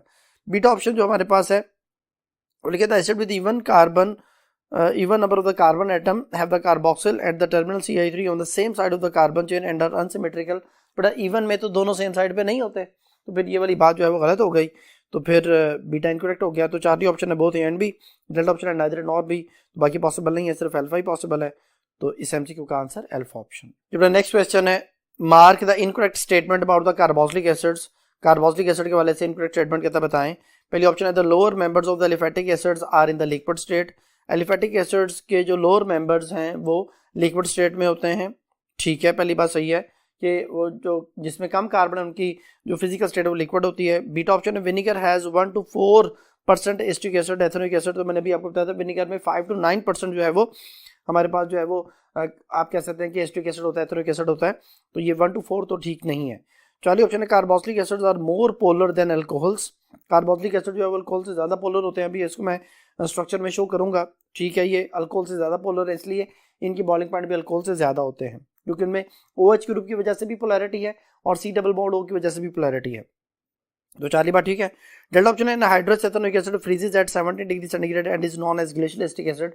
जो एनहाइड्रस हमारे पास एसिटिक एसिड है, एथेनोइक एसिड है, ये 70 डिग्री सेंटीग्रेड पे फ्रीज हो जाता है, आइस लाइक सॉलिड में कन्वर्ट हो जाता है, इसलिए इसको ग्लेशियल एसिटिक एसिड भी कहा जाता है। तो ये वाली बात भी ठीक है, यानी अल्फा चार्ली डेल्टा ठीक है। बीटा इनकरेक्ट है, तो एमसीक्यू का आंसर होगा बीटा ऑप्शन। जी बेटा, स्ट्रक्चर को समझने के लिए और बाकी टॉपिक को समझने के लिए हम नेक्स्ट बोर्ड की तरफ चलते हैं। जी स्टूडेंट्स, बड़ा जो नेक्स्ट टॉपिक हमने स्टडी करना है वो है स्ट्रक्चर ऑफ कार्बोक्सिलिक एसिड, और हम इसकी फिर रिएक्टिविटी के बारे में भी डिस्कशन करेंगे। सबसे पहले स्ट्रक्चर को देखते हैं बेटा। कार्बोक्सिलिक एसिड जब अपने हाइड्रोजन को छोड़ देता है तो कार्बोक्सिलेट आयन बन जाता है। कार्बोक्सिलेट आयन जो है बेटा रेजोनेंस करता है, क्योंकि इसमें डबल बॉन्ड सिंगल फिर नेगेटिव चार्ज आता है। ये रेजोनेंस जो है बेटा उसे इंतहाई ज़्यादा स्टेबल बना देती है, यानी हाइड्रोजन छोड़ने के बाद स्टेबलाइज होता है, फिर ये हाइड्रोजन छोड़ के अपने आप को एसिडिक कैरेक्टर जो है वो शो करता है। तो देखिए बेटा कि हाइड्रोजन छोड़ने के बाद जो O पे नेगेटिव आता है, क्योंकि यहाँ पे हाइड्रोजन जुड़ा हुआ था, उतर गया, O पे नेगेटिव आ गया, अब ये नेगेटिव इधर शिफ्ट, तो ये डबल बॉन्ड इधर शिफ्ट, क्योंकि कार्बन को तो 4 बॉन्ड ही रहने। फिर जो है ना वो नई सिचुएशन ये बन गई कि C डबल बॉन्ड O इधर बन गया, O पे नेगेटिव आ गया, वो बॉन्ड इधर और ये वापस, तो ये एक दूसरे में इंटर कन्वर्ट होते रहते हैं। ये उसकी जो है ना वो आप कह सकते हैं कि रेजोनेंस कॉन्ट्रीब्यूटिंग स्ट्रक्चर हमारे पास आ गया। अब होता यह है कि क्योंकि ये बड़ी तेजी से दोनों ऑक्सीजन के दरमियान जो है वो डिस्ट्रीब्यूट हो रहा होता है, ये दोनों मेजर कॉन्ट्रीब्यूटर हैं, क्योंकि इसमें वो जो पाई बॉन्ड है वो दोनों ऑक्सीजन के दरमियान जो है वो शिफ्ट हो रहा है। दोनों ऑक्सीजन जो है ना वो हाईली इलेक्ट्रोनेगेटिव है, यानी कोई डिफरेंट टाइप ऑफ एटम नहीं है। जो हमारे पास फिनोल वगैरह होता है उसमें ऑक्सीजन और कार्बन से इलेक्ट्रॉन शिफ्ट होकर कार्बन टू कार्बन में शिफ्ट हो जाते हैं, यानी वो टाइप ऑफ आप कह सकते हैं कि एटम्स या नेचर चेंज हो जाती है, इसलिए उसकी रिएक्टिविटी कुछ और है, इसकी रिएक्टिविटी कुछ और है। वो माइनर कंट्रीब्यूटर होते हैं, हालांकि उसके 5 स्ट्रक्चर हैं, इसके 2 हैं लेकिन मेजर कंट्रीब्यूटर हैं। तो इनको फिर इस तरह से शो किया जाता है कि इन 2 ऑक्सीजन में ये इलेक्ट्रॉनिक क्लाउड जो है वो इक्वली डिस्ट्रीब्यूटेड है, इसलिए माइनस आप दोनों पे लिखा जा सकता है। और इसको फिर हम इस तरह से शो कर देते हैं कि डॉटेड लाइन दोनों तरफ शो करके ये माइनस साइन हमने शो कर दिया, क्योंकि ये बता रहा है कि ये नेगेटिव दोनों पे ही है, लेकिन वो रेजोनेट कर रहा है, वो बड़ी तेजी से डीलोकलाइज्ड हो रहा है बेटा। तो इसके हवाले से एक स्लाइड आपके सामने बेटा, the actual structure of carboxylate ion is intermediate between the above 2 resonance structures. वो रेजोनेंस स्ट्रक्चर्स बेटा आपके सामने हैं, जो मैंने अभी आपको दिखाए थे। उनके रेजोनेंटिक जो स्ट्रक्चर्स हैं उनके बारे में जो है ना वो एक MCQ भी है, उसको भी हम अभी डिस्कस करेंगे। तो बेसिकली जो बात हो रही है यहाँ पे जो स्लाइड आपके सामने है उसमें इन दोनों का जिक्र किया गया है। तो ये देखें कि जो एक्चुअल स्ट्रक्चर है बेटा वो बेसिकली रेजोनेंस हाइब्रिड है। तो ये रेजोनेंस हाइब्रिड स्ट्रक्चर है, ये भी उसका रेजोनेंस हाइब्रिड स्ट्रक्चर कहलाता है, और ये कंफर्म होता है bye there express study. Express study की मदद से हमें पता चलता है कि कार्बन ऑक्सीजन की बॉन्ड लाइन जो है वो इक्वल रहती है, इसका मतलब है कि वो डबल बॉन्ड जो है वो दोनों ऑक्सीजन के दरमियान जो है ना वो रेजोनेट कर रहा है और फिर इसको हम एक हाइब्रिड स्ट्रक्चर के तौर पे ले रहे होते हैं। तो इससे रिलेटेड एमसीक्यू है कि which of the following best represent the structure of the carboxylate ion, carboxylate ion के स्ट्रक्चर को बेस्ट रिप्रेजेंट कौन करता है। तो पहली ऑप्शन में RC के साथ दो ऑक्सीजन है, दोनों पे एक पे पार्शियल नेगेटिव एक पे पार्शियल पॉजिटिव है, तो ये तो पॉसिबल नहीं है बेटा, दोनों ऑक्सीजन पे नेगेटिव चार्ज आना था, तो ये गलत हो गया बेटा। Option RC double bond O पे नेगेटिव, बेटा देखें वो इस तरह से शो किया गया है, इन दोनों में से एक स्ट्रक्चर शो किया गया है। इसी तरह डेल्टा ऑप्शन जो है वो भी इन दोनों में से एक स्ट्रक्चर जो है शो किया गया है, तो ये बीटा डेल्टा तो एक दूसरे में इंटर कन्वर्टेबल है, तो ये तो उसका आप कह सकते हैं कि मोस्ट सूटेबल स्ट्रक्चर जो है वो तो नहीं है, बेस्ट रिप्रेजेंटेशन ये नहीं है। बेस्ट रिप्रेजेंटेशन बेटा ये है जो मैंने यहाँ पे लिखी हुई है, तो फिर ये वाली चीज चार्ली ऑप्शन में मेंशन है, फिर इस एमसीक्यू का आंसर होगा चार्ली आंसर। अब बेटा नेक्स्ट जो कॉन्सेप्ट है वो है रिएक्टिविटी ऑफ कार्बोक्सिलिक एसिड। एक स्लाइड आपके सामने है, डिफरेंट कलर्स की मदद से हमने एटम्स को शो किया है। जो अल्काइल ग्रुप है बेटा वो हमने येलो बॉल से शो किया गया है, कार्बन को ब्लैक बॉल से शो किया गया है, और ऑक्सीजन जो कार्बन के साथ डबल बॉन्ड बना रहा है वो पिंक जो ना बॉल से शो किया गया है। इसी तरह जो ऑक्सीजन हाइड्रोजन के साथ अटैच है वो भी पिंक है और हाइड्रोजन को ब्लू कलर से शो किया गया। एक्चुअली होता ये है बेटा कि जो इसमें कार्बोनाइल ग्रुप है वो ऑक्सीजन से इलेक्ट्रॉन अपनी तरफ विड्रॉ करता है, क्योंकि ये वाला ऑक्सीजन भी तो पार्शियल नेगेटिव है, ये वाला ऑक्सीजन भी तो हाईली इलेक्ट्रोनेगेटिव एटम है, तो ये इस कार्बन से इलेक्ट्रॉन छीनता है, ये कार्बन उस ऑक्सीजन से इलेक्ट्रॉन छीनता है, तो इस ऑक्सीजन से इलेक्ट्रॉन जब इधर मूव करते हैं तो ऑक्सीजन हाइड्रोजन का बॉन्ड जो है वो वीक हो जाता है, ऑक्सीजन हाइड्रोजन का बॉन्ड वीक होता है, हाइड्रोजन को छोड़ना आसान हो जाता है, तो ये चीज उसको एसिडिक करैक्टर शो करने में हेल्प करती है। ये तो एक बात हो गई। दूसरे नंबर पे इससे एक और बात भी क्लियर होती है बेटा कि जब ये इलेक्ट्रॉन इधर शिफ्ट होंगे तो कार्बन का जो पार्शियल पॉजिटिव चार्ज है वो भी कम हो जाएगा, तो इस तरह से उसकी पोलैरिटी कम हो जाएगी, तो रिएक्शन में फिर ये सारी चीजें इन्वॉल्व होंगी। इसकी हम जो रिएक्शन अभी पढ़ेंगे उनमें हमने ये पढ़ना है कि ये H की वजह से रिएक्शन शो करता है, ये OH की वजह से रिएक्शन शो करता है, यानी जो है ना वो डिफरेंट टाइप्स ऑफ रिएक्शन है, H की वजह से, OH की वजह से, सिर्फ कार्बोनाइल की वजह से, पूरे कार्बोक्सिल ग्रुप की वजह से, तो ये सारे टाइप ऑफ रिएक्शन जो है ये शो करता है। तो ये किस वजह से है, ये उसी जो ना पोलैरिटी की वजह से है जो कार्बन ऑक्सीजन के दरम्यान में है, और वो दोनों तरफ जो कार्बन ऑक्सीजन है एक डबल बॉन्ड बना रहा है एक सिंगल बॉन्ड बना रहा है, उसकी वजह से इसकी रिएक्टिविटी जो है, यानी जो उसका रिजल्टिंग रिएक्टिविटी है वो बेसिकली इनकी इलेक्ट्रोनेगेटिविटी डिफरेंस की वजह से क्रिएट हो रही है, जिसमें एक तरफ पाई बॉन्ड है और एक तरफ सिग्मा बॉन्ड मौजूद है। तो अब जो है ना वो हमने इसके डेरिवेटिव्स के बारे में कुछ डिस्कशन करनी है। कार्बोक्सिलिक एसिड के डेरिवेटिव्स जो है वो भी हम बनाएंगे भी। डेरिवेटिव्स हैं कौन कौन से, एसिड हैलाइड है बेटा, अगर OH ग्रुप की जगह पे X ग्रुप हैलोजन ग्रुप आ जाए तो इसको एसिड हैलाइड फैमिली कहा जाता है। अगर जो है ना हम कार्बोक्सिलिक एसिड को किसी डीहाइड्रेटिंग एजेंट के साथ जोड़ दें तो इसका एनहाइड्राइड बनता है, तो एसिड एनहाइड्राइड कैटेगरी आ जाती है। इसी तरह फिर अगर हम इसको जो है ना अल्कोहल के साथ ट्रीट करें तो एस्टर बनता है, और अगर हम इसको अमोनिया के साथ ट्रीट करते हैं तो बेटा अमाइड हमारे पास जो है वो बन जाता है। तो ये चार इसके डेरिवेटिव आ गए। इनमें अगर मैं पूछूं कि जी सबसे ज्यादा रिएक्टिव कौन है, तो सबसे ज्यादा रिएक्टिव बेटा एसिड हैलाइड है, फिर एसिड एनहाइड्राइड आते हैं, फिर एस्टर्स आते हैं, और फिर एसिड अमाइड जो है वो हमारे पास इनकी रिएक्टिविटी का एक ऑर्डर जो है वो बन जाता है। तो इससे रिलेटेड एक एमसीक्यू बेटा देखते हैं। क्वेश्चन है कि all of the following derivative of the carboxylic acid have the correct functional group and general formula except. कहते हैं जी तमाम जो डेरिवेटिव है कार्बोक्सिलिक एसिड उनका करेक्ट जो है वो फंक्शनल ग्रुप भी है, उनकी जो जनरल फार्मूला वो भी ठीक है सिवाय एक के। तो acid halide COX, acid halide में COX आता है, ठीक है, और आगे जनरल फार्मूला RCOX है, ठीक हो गया। एसिड अमाइड है CONH2 है बेटा, ये उसका जो ना वो आप कह सकते हैं कि फंक्शनल ग्रुप है C डबल बॉन्ड O के साथ NH2, और उसका जनरल फार्मूला RCONH2 है, ठीक हो गया। एस्टर्स जो हैं बेटा उसमें C डबल बॉन्ड O के साथ OR आता है, ये उसका फंक्शनल ग्रुप हो गया, और RCO फिर OR आ जाता है, तो ये वाला उसका जनरल फार्मूला बन गया।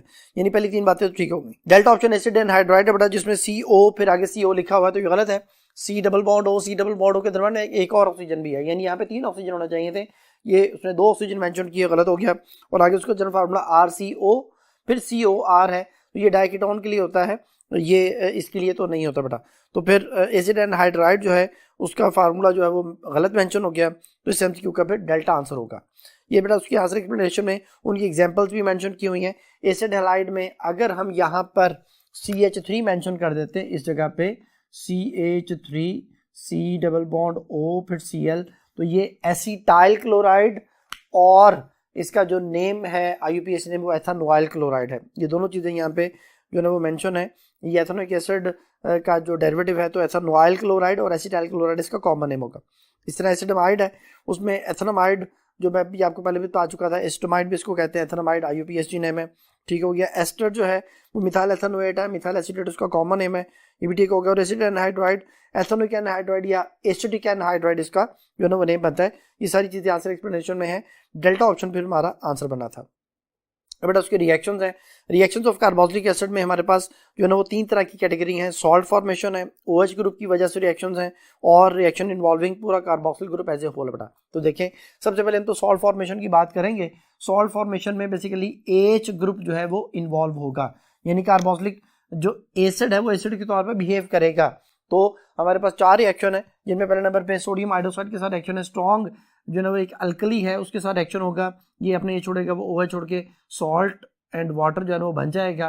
तो ये हमारे पास रिएक्शन आ गया। अगर सोडियम कार्बोनेट या बाइकार्बोनेट के साथ रिएक्शन करवाते हैं तो ये जरा वीक बेसिस है, लेकिन इनके साथ भी रिएक्शन होने के बाद carbon dioxide release with efficiency है, और साथ सॉल्ट है हमारे पास, सोडियम एसीटेट और वाटर बनता है। लेकिन अगर सोडियम मेटल के साथ रिएक्शन करवाते हैं तो सिर्फ सॉल्ट बनता है, फिर वाटर यहाँ पर नहीं बनता, हाइड्रोजन गैस बनती है। तो ये वो रिएक्शन है जिसमें हाइड्रोजन गैस बन रही है बजाय इसके कि यहाँ पे वाटर बनता है, क्योंकि जो है ना वो बेस जो यहाँ पे मौजूद नहीं है, सिर्फ मेटल है, OH ग्रुप इन्वॉल्व नहीं हो रहा, इसलिए जो है ना वो आप ये कह सकते हैं कि यहाँ पे वाटर माइनस नहीं होगा। तो ये उसके रिएक्शंस आगे बैठा। अब रिएक्शंस में नेक्स्ट जो कैटेगरी है वो वाली रिएक्शन जिनमें OH ग्रुप जो है वो हमारे पास आता है। OH ग्रुप जो है वो उसके इन्वॉल्व होने से क्या होता है कि OH ग्रुप पे आप जानते हैं कि नेगेटिव चार्ज है, तो नेगेटिव चीज़ की जगह पे नेगेटिव चीज़ आएगी, तो ये न्यूक्लियोफिलिक सब्स्टिट्यूशन रिएक्शन जो है वो हो जाएगा। तो हमारे पास जो है वो PCl5 के साथ सबसे पहले रिएक्शन है। PCl5 के साथ रिएक्शन होने में बड़ा क्या होगा कि इसकी जगह पे Cl आ जाता है, एसिटाइल क्लोराइड, एथेनॉइल क्लोराइड इसका IUPAC नेम है, और उसके बाद HCl बनता है और POCl3। एक्चुअली PCl5 जो है वो टूट जाता है, वो डिकम्पोज हो जाता है Cl2 में और PCl3 में। तो Cl2 में जो 2 क्लोरीन है उनमें से एक क्लोरीन यहाँ पे आ जाता है और एक H के साथ मिलकर HCl बनाता है, बाकी PCl3 में ऑक्सीजन के साथ मिलकर POCl3 बन जाता है। इस तरह थायोनाइल क्लोराइड है, सल्फोनाइल क्लोराइड SOCl2 है बेटा, उसके साथ भी एसिटाइल क्लोराइड बनता है, SO2 गैस बनती है प्लस HCl गैस बनती है। तो ये जो है ना वो दोनों again category nucleophilic substitution reaction. अगर आप अल्कोहल के साथ बेटा इसका रिएक्शन करवाते हैं तो इसमें क्या होता है, इसमें कार्बोक्सिलिक एसिड अपने OH को ही छोड़ता है और अल्कोहल अपने हाइड्रोजन को छोड़ता है, और इसमें हमारे पास एस्टर बनता है ethyl acetate, ethyl ethanoate plus water. और अगर अमोनिया से रिएक्शन करवाते हैं तो एथेनामाइड एसिटामाइड जो है वो बनता है और साथ उसके वाटर बनता है। तो ये सारी जो कैटेगरीज है न्यूक्लियोफिलिक सब्स्टिट्यूशन रिएक्शन की हैं बेटा, और इनमें OH ग्रुप की जगह पे डिफरेंट ग्रुप आ जाते हैं जो कार्बोक्सिलिक एसिड के डेरिवेटिव जो है वो बनते हैं। अब हमारे पास जो नेक्स्ट कॉन्सेप्ट है बेटा वो formation of acid and hydride है। अगर आप कार्बोक्सिलिक एसिड को किसी रीहाइड्रेटिंग एजेंट के साथ मिलाते हैं, जैसे ये हमारे पास कार्बोक्सिलिक एसिड का एक मॉलिक्यूल है, ये कार्बोक्सिलिक एसिड का दूसरा मॉलिक्यूल आ गया, और इसको आपने ट्रीट किया विद P2O5, तो बेटा ये वाटर माइनस हो जाएगा, और वाटर माइनस होने के बाद CH3 C double bond O, फिर O, फिर C डबल बॉन्ड O, फिर CH3, तो ये जो चीज़ कहलाएगी यह एस्टिक एनहाइड्राइड। तो इसमें एक एसिड का H दूसरे का OH जो है वो इन्वॉल्व होता है, और ये फॉर्मेशन ऑफ एसिड एनहाइड्राइड हमारे पास आ गया। अब बेटा इनसे रिलेटेड कुछ क्वेश्चन हैं, MCQs हैं। विच of the following derivatives of the carboxylic acid cannot be prepared directly from the carboxylic acids। कहते हैं कार्बोक्सिलिक एसिड के डेरिवेटिव जो है वो कौन से डायरेक्टली प्रिपेयर नहीं होते। तो पहली ऑप्शन है एसिड हैलाइड, बीटा ऑप्शन है acid amide, Charlie ester delta acid and hydride. बड़ा जो एसिड अमाइड है वो डायरेक्टली प्रिपेयर नहीं होता। एक्चुअली ये जो अमोनिया है ये कार्बोक्सिलिक एसिड के साथ मिलके पहले अमोनियम एसीटेट बनाती है जो कि एक स्टेबल सॉल्ट है, उसको फिर स्ट्रांगली हीट करना पड़ता है, फिर वो जो है ना वो अमाइड में चेंज होता है। तो एसिड अमाइड बीटा ऑप्शन में है, तो फिर इस MCQ का आंसर होगा बीटा आंसर। नेक्स्ट क्वेश्चन बेटा ethyl alcohol and butyric acids are condensed to form esters. बेटा इथाइल अल्कोहल मैंने भी आपको बताया कि अल्कोहल का हमेशा H जाएगा, और कार्बोक्सिलिक एसिड जो ब्यूटारिक एसिड दिया हुआ इसका OH जाएगा, और इन दोनों के मिलने से इथाइल ब्यूटायरेट जो है वो एक एस्टर बन गया। एस्टर्स बेटा जो है इनकी फ्रूटी स्मेल होती है और ये फ्लेवर्स के लिए यूज होते हैं। In the presence of concentrated एस्ट्रोसफोर, इसमें एस्ट्रोसफोर जो है वो कॉन्सेंट्रेट फॉर्म में लिया जाता है जो कि एज ए कैटलिस्ट बिहेव करता है। तो ethyl butyrate gives a flavour of, ethyl butyrate किस चीज़ का फ्लेवर देगा बेटा, पहली ऑप्शन है पियर, बीटा ऑप्शन है बनाना, चौथी ऑप्शन है पाइन एप्पल, डेल्टा ऑप्शन है एप्पल। बेटा ये पाइन एप्पल जो है उसका फ्लेवर देता है, तो फिर इस MCQ का आंसर होगा चार्ली ऑप्शन। ये 2014 में बेटा ये क्वेश्चन पूछा गया था। आपकी बुक में जो है उसने डिफरेंट एस्टर जो उनके फार्मूले दिए हुए हैं वो आपने याद करने, उनमें से लाजमी जो है वो MCQ पूछा जाता है। नेक्स्ट क्वेश्चन है विच of the following reactions of ethanoic acid is not nucleophilic substitution action. कहते हैं एथेनोइक एसिड का कौन सा रिएक्शन न्यूक्लियोफिलिक सब्स्टिट्यूशन एक्शन नहीं है। तो पहली ऑप्शन है एस्टर फॉर्मेशन, बीटा ऑप्शन है एसिड क्लोराइड फॉर्मेशन, चौथा ऑप्शन है अमाइड फॉर्मेशन, डेल्टा ऑप्शन है सॉल्ट फॉर्मेशन। बेटा देखें जो एस्टर फॉर्मेशन है ये एस्टर है, ये न्यूक्लियोफिलिक सब्स्टिट्यूशन रिएक्शन है। एसिडाइड जो है ना वो न्यूक्लियोफिलिक सब्स्टिट्यूशन एक्शन है, एसिडामाइड न्यूक्लियोफिलिक सब्स्टिट्यूशन एक्शन है। लेकिन सॉल्ट फॉर्मेशन जो है वो न्यूक्लियोफिलिक सब्स्टिट्यूशन एक्शन नहीं है, वो इलेक्ट्रोफिलिक सब्स्टिट्यूशन एक्शन में आता है, इसे जस्ट सॉल्ट फॉर्मेशन भी कहा जाता है। तो फिर हमारे पास जो आंसर होगा वो डेल्टा ऑप्शन है, तो इस एमसीक्यू का डेल्टा आंसर। नेक्स्ट क्वेश्चन भी अगेन इसी से रिलेटेड बेटा, विच one of the following options shows the product of the above reaction. Reaction बेटा उसमें दिया गया कि कार्बोक्सिलिक एसिड प्लस PCl5 यानी acetic acid plus PCl5 reaction, बेटा ये तीन प्रोडक्ट बनते हैं जिसमें एसिटाइल क्लोराइड है, HCl है और POCl3 है। पहले ऑप्शन है POCl2, गलत हो गया। बीटा ऑप्शन POCl3 है प्लस CH3COCl2 लिखा हुआ है, तो CH3COCl आना चाहिए था, बीटा भी गलत हो गया। चार्ली में CH3COCl लिखा हुआ लेकिन साथ उसके POCl2 लिखा हुआ, गलत हो गया। डेल्टा ऑप्शन पर हमारा आंसर होगा CH3COCl है प्लस POCl3 है प्लस HCl है, तो फिर इस एमसीक्यू का आंसर होगा डेल्टा ऑप्शन। जब नेक्स्ट क्वेश्चन जो है वो हमारे पास अल्कोहल और कार्बोक्सिलिक एसिड का रिएक्शन है, कॉन्सेंट्रेटेड H2SO4 की मौजूदगी में रिएक्शन हो रहा है। What will be the correct product in the above reaction. वो कहता है इसमें प्रोडक्ट क्या बनेगा, तो मैंने भी आपको बताया था कि अल्कोहल और कार्बोक्सिलिक एसिड के रिएक्शन में कॉन्सेंट्रेटेड H2SO4 जो है वो कैटलिस्ट होता है, तो यहाँ तो मेंशन नहीं है, इस क्वेश्चन में मेंशन है। तो उसमें कहता है कि प्रोडक्ट क्या बनेगा, तो फिर अल्कोहल ने अपने एच को छोड़ना है, कार्बोक्सिलिक एसिड ने अपने OH को छोड़ना है, तो CH3CO ये एसीटेट बन जाएगा और वो इथाइल होगा, तो इथाइल एसीटेट जो है हमारे पास बनेगा। तो फिर पहली ऑप्शन है डाइथाइल ईथर, बीटा ऑप्शन है हमारे पास methyl propyl ether, Charlie ethyl acetate, delta butyl alcohol, बड़ा ethyl acetate Charlie option mention है और वही इसका आंसर है, तो इस एमसीक्यू का चार्ली आंसर। नेक्स्ट क्वेश्चन जो बेटा वो एक कॉन्सेप्ट है जो कि कार्बोक्सिलिक एसिड और अल्कोहल के रिएक्शंस के हवाले से है।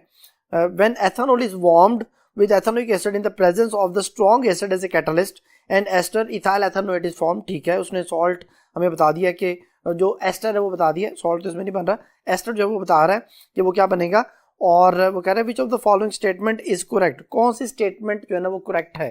तो देखें मैं इसको यहाँ पे दोबारा से लिख रहा हूँ इस वाले रिएक्शन को, CH3 C double bond O OH plus alcohol को हमने इस तरह से लिख लिया बेटा। अब इसमें रिएक्शन जो है वो कॉन्सेंट्रेटेड H2SO4 की मौजूदगी में, ये रिएक्शन बेटा, ये हमारे पास रिएक्शन हो गया। इसमें हमारे पास जो चीज़ बची CH3 C double bond O C2H5 plus water, ये रिएक्शन आ गया हमारे पास। अब जरा कॉन्सेप्ट को आपने बेटा ध्यान से सुनना है।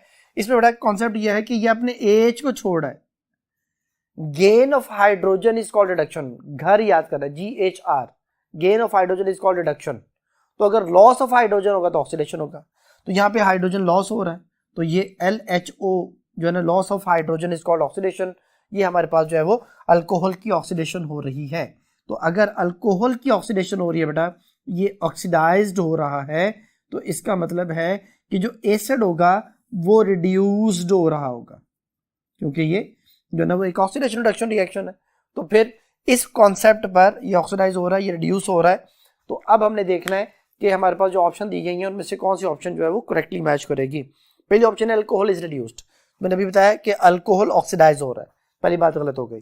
बीटा ऑप्शन है OH bond in ethanoic acid is broken, तो कार्बोक्सिलिक एसिड में बेटा कार्बन ऑक्सीजन बॉन्ड ब्रेक हो रहा है, ऑक्सीजन हाइड्रोजन बॉन्ड अल्कोहल में ब्रेक हो रहा है, तो बीटा बात भी गलत हो गई। चौथी ऑप्शन है oxygen hydrogen bond in ethanol is broken, तो ये वाली बात ठीक है, अल्कोहल में ऑक्सीजन हाइड्रोजन बॉन्ड ब्रेक होता है, चौथी बात ठीक होगी। डेल्टा ऑप्शन है एसिड इज ऑक्सीडाइज्ड, तो एसिड रिड्यूस हो रहा है, वो भी मैंने पहले मेंशन कर दिया था। फिर इस एमसीक्यू का आंसर सिर्फ चार्ली ऑप्शन ठीक है, बाकी सारे गलत है, तो इस एमसीक्यू का आंसर चार्ली ऑप्शन। जी बेटा नेक्स्ट कॉन्सेप्ट को समझने के लिए हम नेक्स्ट बोर्ड की तरफ चलते हैं। जी स्टूडेंट्स, पहले हम जरा रिएक्शंस को डिस्कस कर लें, फिर हम इसके सब्स्टिट्यूटेड जो कार्बोक्सिल ग्रुप है उनके बारे में भी डिस्कशन करेंगे। तो बेटा reaction involving carboxyl group as a whole, वो रिएक्शन जिसमें carboxyl group as a whole होता है, उसमें पार्शियल रिडक्शन भी होती है, कंप्लीट रिडक्शन भी होती है। तो ये देखें बेटा, ये रिएक्शंस जिनके बारे में हम बात कर रहे थे, लिथियम एल्यूमिनियम हाइड्राइड जो है वो एक अच्छा रिड्यूसिंग एजेंट है, कार्बोक्सिलिक एसिड को ये अल्कोहल में कन्वर्ट कर देता है। इसमें 4 नेसेंट हाइड्रोजन है, 2 हाइड्रोजन इस ऑक्सीजन को यहाँ से रिमूव करते हैं, वाटर बनाते हैं, 2 बॉन्ड वेकेंट होते हैं, 2 हाइड्रोजन ऐड होते हैं, CH2 में कन्वर्ट होता है, तो ये एथानोल बन जाएगा। ये पार्शियल रिडक्शन है क्योंकि जो प्रोडक्ट हमें हासिल हुआ है उसमें स्टिल ऑक्सीजन मौजूद है, यानी कंप्लीटली ऑक्सीजन माइनस नहीं हुई। लेकिन अगर आप इसको रेड फास्फोरस 6 हाइड्रोजन आयोडाइड के साथ मिलाते हैं तो बेटा ये सारे बॉन्ड यहाँ से माइनस, उसकी जगह पे 3 हाइड्रोजन आते हैं। ये जो ऑर्गेनिक प्रोडक्ट है इसमें कोई ऑक्सीजन नहीं है, ये कंप्लीट रिडक्शन है बेटा। तो ये वाले जो ऑक्सीजन हाइड्रोजन है वो यहाँ से हाइड्रोजन लेके वाटर बनाते हैं और आयोडीन सेपरेट हो जाता है, that is called complete reduction. तो इसमें पूरा कार्बोक्सिल ग्रुप इन्वॉल्व हो रहा था। एक में पार्शियल रिडक्शन हुई जो कि लिथियम एल्यूमिनियम हाइड्राइड था, और कंप्लीट रिडक्शन के लिए हाइड्रोजन हाइड्राइड और रेड फास्फोरस हमें रिक्वायर्ड होता है। तो जो है वो अब हम जो है वो आते हैं कि हमारे पास अगर सब्स्टिट्यूटेड कार्बोक्सिलिक जो है वो एसिड्स आ जाएं तो उनकी स्ट्रेंथ क्या होगी। तो बेटा इसके लिए मैं बच्चों को जो कॉन्सेप्ट बताता हूँ वो ये है कि more electronegative atom at alpha carbon make carboxylic acid stronger. ये बात आपने याद रखनी है बेटा कि जितना ज्यादा इलेक्ट्रोनेगेटिव एटम अटैच होगा अल्फा कार्बन पे, उसे स्ट्रॉन्गर एसिड बनाएगा। और एक और बात, यही से एक और बात, जितने ज्यादा जो है ना वो इलेक्ट्रोनेगेटिव एटम अटैच होंगे अल्फा कार्बन में उतना ज्यादा स्ट्रॉन्गर एसिड बनाएंगे। तो पहले तो ये देखें कि हमारे पास जो है ना वो NO2 नाइट्रोजन के साथ बेटा 2 इंतहाई ज्यादा हाईली इलेक्ट्रोनेगेटिव एटम अटैच हैं जो कि नाइट्रोजन से इलेक्ट्रॉन विड्रॉ करते हैं, नाइट्रोजन कार्बोक्सिल ग्रुप से इलेक्ट्रॉन विड्रॉ करता है। जो इलेक्ट्रॉनिक क्लाउड है वो ऑक्सीजन से शिफ्ट हो जाता है टुवर्ड कार्बोनिल और टुवर्ड उस जो भी इलेक्ट्रोनेगेटिव यहाँ पे चीज अटैच है, जो इलेक्ट्रॉन विड्रॉइंग ग्रुप है, जो बेसिकली इंडक्टिव इफेक्ट प्रोड्यूस कर रही है, जिसको हम यहाँ पे हम समझ सकते हैं इस तरह से कि ये देखें बेटा कि CH3 ग्रुप है, ये CH है, फिर एक और CH3 लगाते हैं, C डबल बॉन्ड O है, OH है। बेटा हमारे पास जो है वो देखें कि CH3 इलेक्ट्रॉन डोनेटिंग ग्रुप होता है।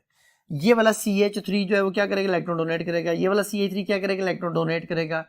इसके ऊपर से जो इलेक्ट्रॉन्स आएंगे वो इसकी तरफ शिफ्ट होंगे, क्योंकि जो है ना वो ऑक्सीजन ज्यादा इलेक्ट्रोनेगेटिव है, तो सारे इलेक्ट्रॉन्स यहाँ एक्यूमुलेट होंगे और इस जितना नेगेटिव चार्ज इसके ऊपर आएगा उतना ही पॉजिटिव चार्ज हाइड्रोजन पे आएगा। इन दोनों की आपस में अट्रैक्शन क्रिएट होगी, ऑक्सीजन हाइड्रोजन बॉन्ड स्ट्रॉन्ग होगा, हाइड्रोजन छोड़ना मुश्किल हो जाएगा, एसिड बिकम वीकर।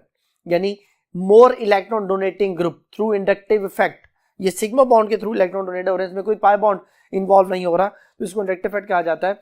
तो इसमें इंडक्टिव इफेक्ट के थ्रू इलेक्ट्रॉन डोनेट हो रहे हैं जो कि एसिड को वीक कर रहे हैं। यानी more electron donating group make carboxylic acid weaker and more electronegative atom जो इलेक्ट्रॉन विड्रॉ करेगा मेक कार्बोक्सिलिक एसिड स्ट्रॉन्गर। अब इसको हम दूसरी तरह से समझते हैं कि अगर फ्लोरो ग्रुप यहाँ पे लगा हो बेटा, तो ये देखें ये हमारे पास आ गया ये। अब ऑक्सीजन और फ्लोरीन ज्यादा इलेक्ट्रोनेगेटिव है, फ्लोरीन अपनी तरफ इलेक्ट्रॉन विड्रॉ करेगा, इलेक्ट्रॉन जब विड्रॉ करेगा इधर से इलेक्ट्रॉन तरफ विड्रॉ होंगे, इस पे नेगेटिव चार्ज कम हो जाएगा। अब ऑक्सीजन हाइड्रोजन में अट्रैक्शन कम होगी, उसे ब्रेक करना आसान होगा, तो ये एसिड स्ट्रॉन्गर हो जाएगा। तो फिर उस फ्लोरो ग्रुप से भी ज्यादा स्ट्रॉन्गर है नाइट्रो। उस नाइट्रो के बाद दूसरे नंबर पे कौन आता है, साइनो। और उसके बाद क्योंकि इसमें ट्रिपल बॉन्ड आ जाता है, वो इलेक्ट्रॉन जो है विड्रॉइंग हो जाता है, क्योंकि कार्बन जब ट्रिपल बॉन्ड बनाता है sp हाइब्रिडाइजेशन होती है, इसकी इलेक्ट्रोनेगेटिविटी बढ़ जाती है। और फिर फ्लोरो आ जाता है बेटा, फ्लोरो के बाद क्लोरो आता है, फिर ब्रोमो आता है, आयोडो आता है। ये तो सारे आ गए सिंगल जो भी ग्रुप्स अटैच है। अगर एक से ज्यादा ग्रुप आ जाए, जैसे ये ट्राइक्लोरोएसिटिक एसिड है, फिर डाइक्लोरो है, फिर मोनोक्लोरो है, फिर विदाउट एनी क्लोरो है, तो जितने ज्यादा हेलो ग्रुप जो है वो अल्फा कार्बन पे आते जाएंगे उतना ज्यादा इलेक्ट्रॉन अपनी तरफ विड्रॉ करेंगे और एसिड को स्ट्रॉन्गर बनाते जाएंगे। तो हमारे पास ये दोनों कंडीशन जो है वो आ गई, एक से ज्यादा वाले भी और सिंगल वाले भी। तो अब यही चीज यहाँ पे मेंशन है, आप इस चीज को जो है वो उसमें जो आपके सामने स्लाइड्स आ रही हैं उनमें भी देख सकते हैं, जिसमें उसने स्ट्रेंथ ऑफ ऑर्गेनिक एसिड जो है उनकी जो रिलेटिविटी उनकी एसिडिक स्ट्रेंथ है उसको हेलो सब्स्टिट्यूशन के हवाले से डिस्कस किया हुआ है। इसमें जो ना वो नाइट्रो ग्रुप भी आ गया, साइनाइड भी आ गया जो मैं अभी आपको बता चुका हूँ, और क्लोरो वाले भी मैंने डिस्कस कर लिए हैं। अगर बेटा कोई जो ना वो हेलो ग्रुप या कोई नाइट्रो ग्रुप अटैच नहीं है, कोई साइनाइड ग्रुप अटैच नहीं है, कुछ भी कोई ग्रुप अटैच नहीं है, तो फिर जितने कम कार्बन उतना स्ट्रॉन्गर एसिड, यानी फॉर्मिक एसिड सबसे स्ट्रॉन्गर होगा। फिर जो एथेनोइक एसिड है यानी एस्टिक एसिड है वो दूसरे नंबर पे आ जाएगा, प्रोपेनोइक एसिड तीसरे नंबर पे आ जाएगा, और फिर उसके बाद जितने ज़्यादा जो है ना वो अल्काइल ग्रुप जो है वो अल्फा कार्बन पर जुड़ते जाएंगे उतना ज़्यादा वो एसिड वीक होता चला जाएगा। तो ये भी एक जो है ना वो स्ट्रेंथ ऑर्डर आपके सामने जो है ना वो स्लाइड पे मेंशन हो रहा है। तो ये सारी बातें जो है बेटा और किस बेस पे की जाती हैं, एक तो कॉन्सेप्ट है जो हमने थ्योरेटिकली एक्सप्लेन किया, एक उनकी के ए वैल्यू भी होती है बेटा।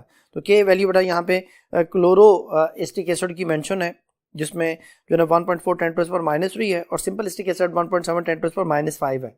अब 10⁻³ बड़ी वैल्यू है 10⁻⁵ से, यानी क्लोरो वाला ज़्यादा स्ट्रॉन्गर एसिड होगा और फिनोल उसके बाद फिर आ जाता है जिसकी वैल्यू 1.3 10⁻⁻10 होती है। तो ये उसकी एक रिलेटिव जो है ना स्ट्रेंथ आ गई। तो फिर इसी से रिलेटेड एक एमसीक्यू जो है वो डिस्कस कर लेते हैं। Strength of N acid is determined by the readiness with which they donate a proton. कहते हैं एसिड की जो स्ट्रेंथ है वो उसकी प्रोटॉन डोनेट करने की रेडीनेस है, कितनी तेजी से वो हाइड्रोजन डोनेट करता है। विच of the following statement is incorrect regarding strength of the carboxylic acid.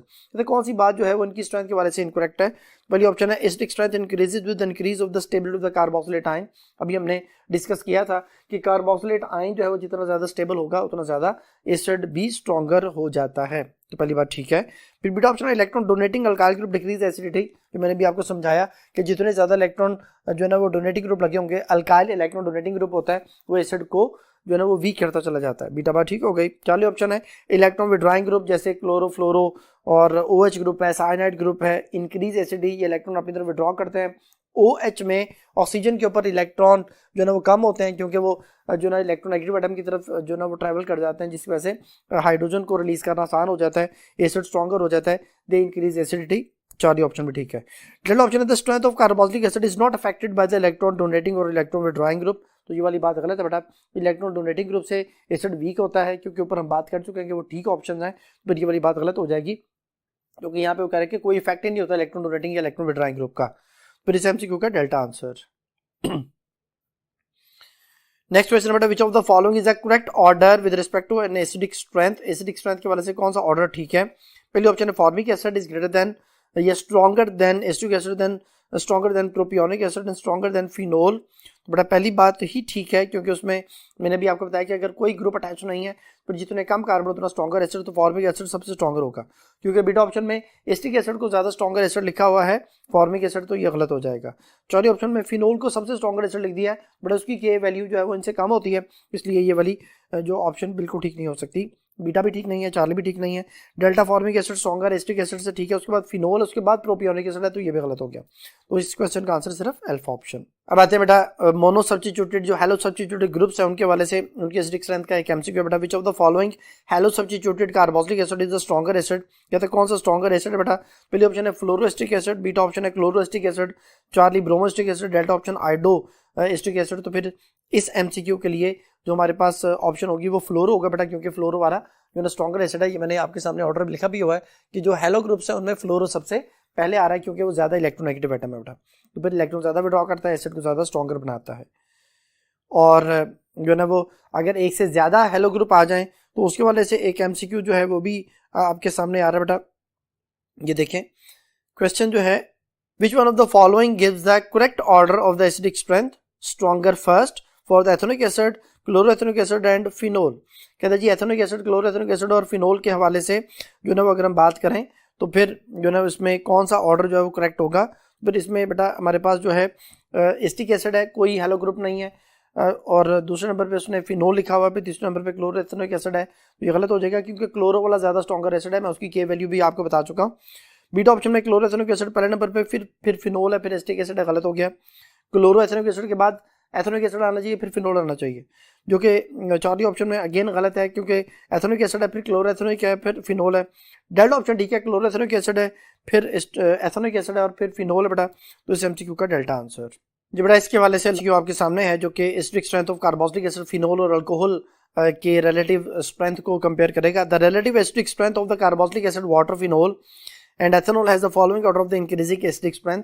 कहते जी वाटर है, फिनोल है, एथेनॉल है, कार्बोक्सिलिक एसिड है, इन सब की जो एसिडिक स्ट्रेंथ के वाले से इनको अगर अरेंज किया जाए तो कार्बोक्सिलिक एसिड नंबर 1 पे आ जाएंगे, फिर दूसरे नंबर पे फिनोल आएगा। क्यों?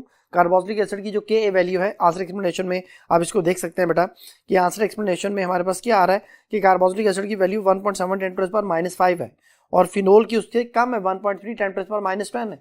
सेकंड नंबर पे फिनोल आएगा। थर्ड नंबर पे बेटा वाटर आएगा क्योंकि वाटर की के वैल्यू 1 × 10⁻16 है और एथेनॉल की के वैल्यू 1 × 10⁻18 है बेटा। फिर इस एमसीक्यू में जो पहली ऑप्शन में कार्बोक्सिलिक एसिड के बाद फिनोल लिखा हुआ ठीक है, लेकिन उसके बाद एथेनॉल लिख दिया, गलत हो गया। तीसरे नंबर पे वाटर आना चाहिए था। बीटा ऑप्शन में फिनोल पहले लिख दिया, कार्बोक्सिलिक एसिड दूसरे नंबर पर लिख दिया, गलत हो गया। चौड़ी में कार्बोक्सिलिक एसिड पहले नंबर पे, फिर फिनोल है, फिर वाटर, देन एथेनॉल है, ठीक है। डेल्टा में वाटर सबसे स्ट्रॉन्गर एसिड लिख दिया, गलत हो गया। फिर इस एमसीक्यू का आंसर होगा चार्ली ऑप्शन। ये बड़ा लास्ट एमसीक्यू है इस टॉपिक के हवाले से, विच of the following is the weakest acid.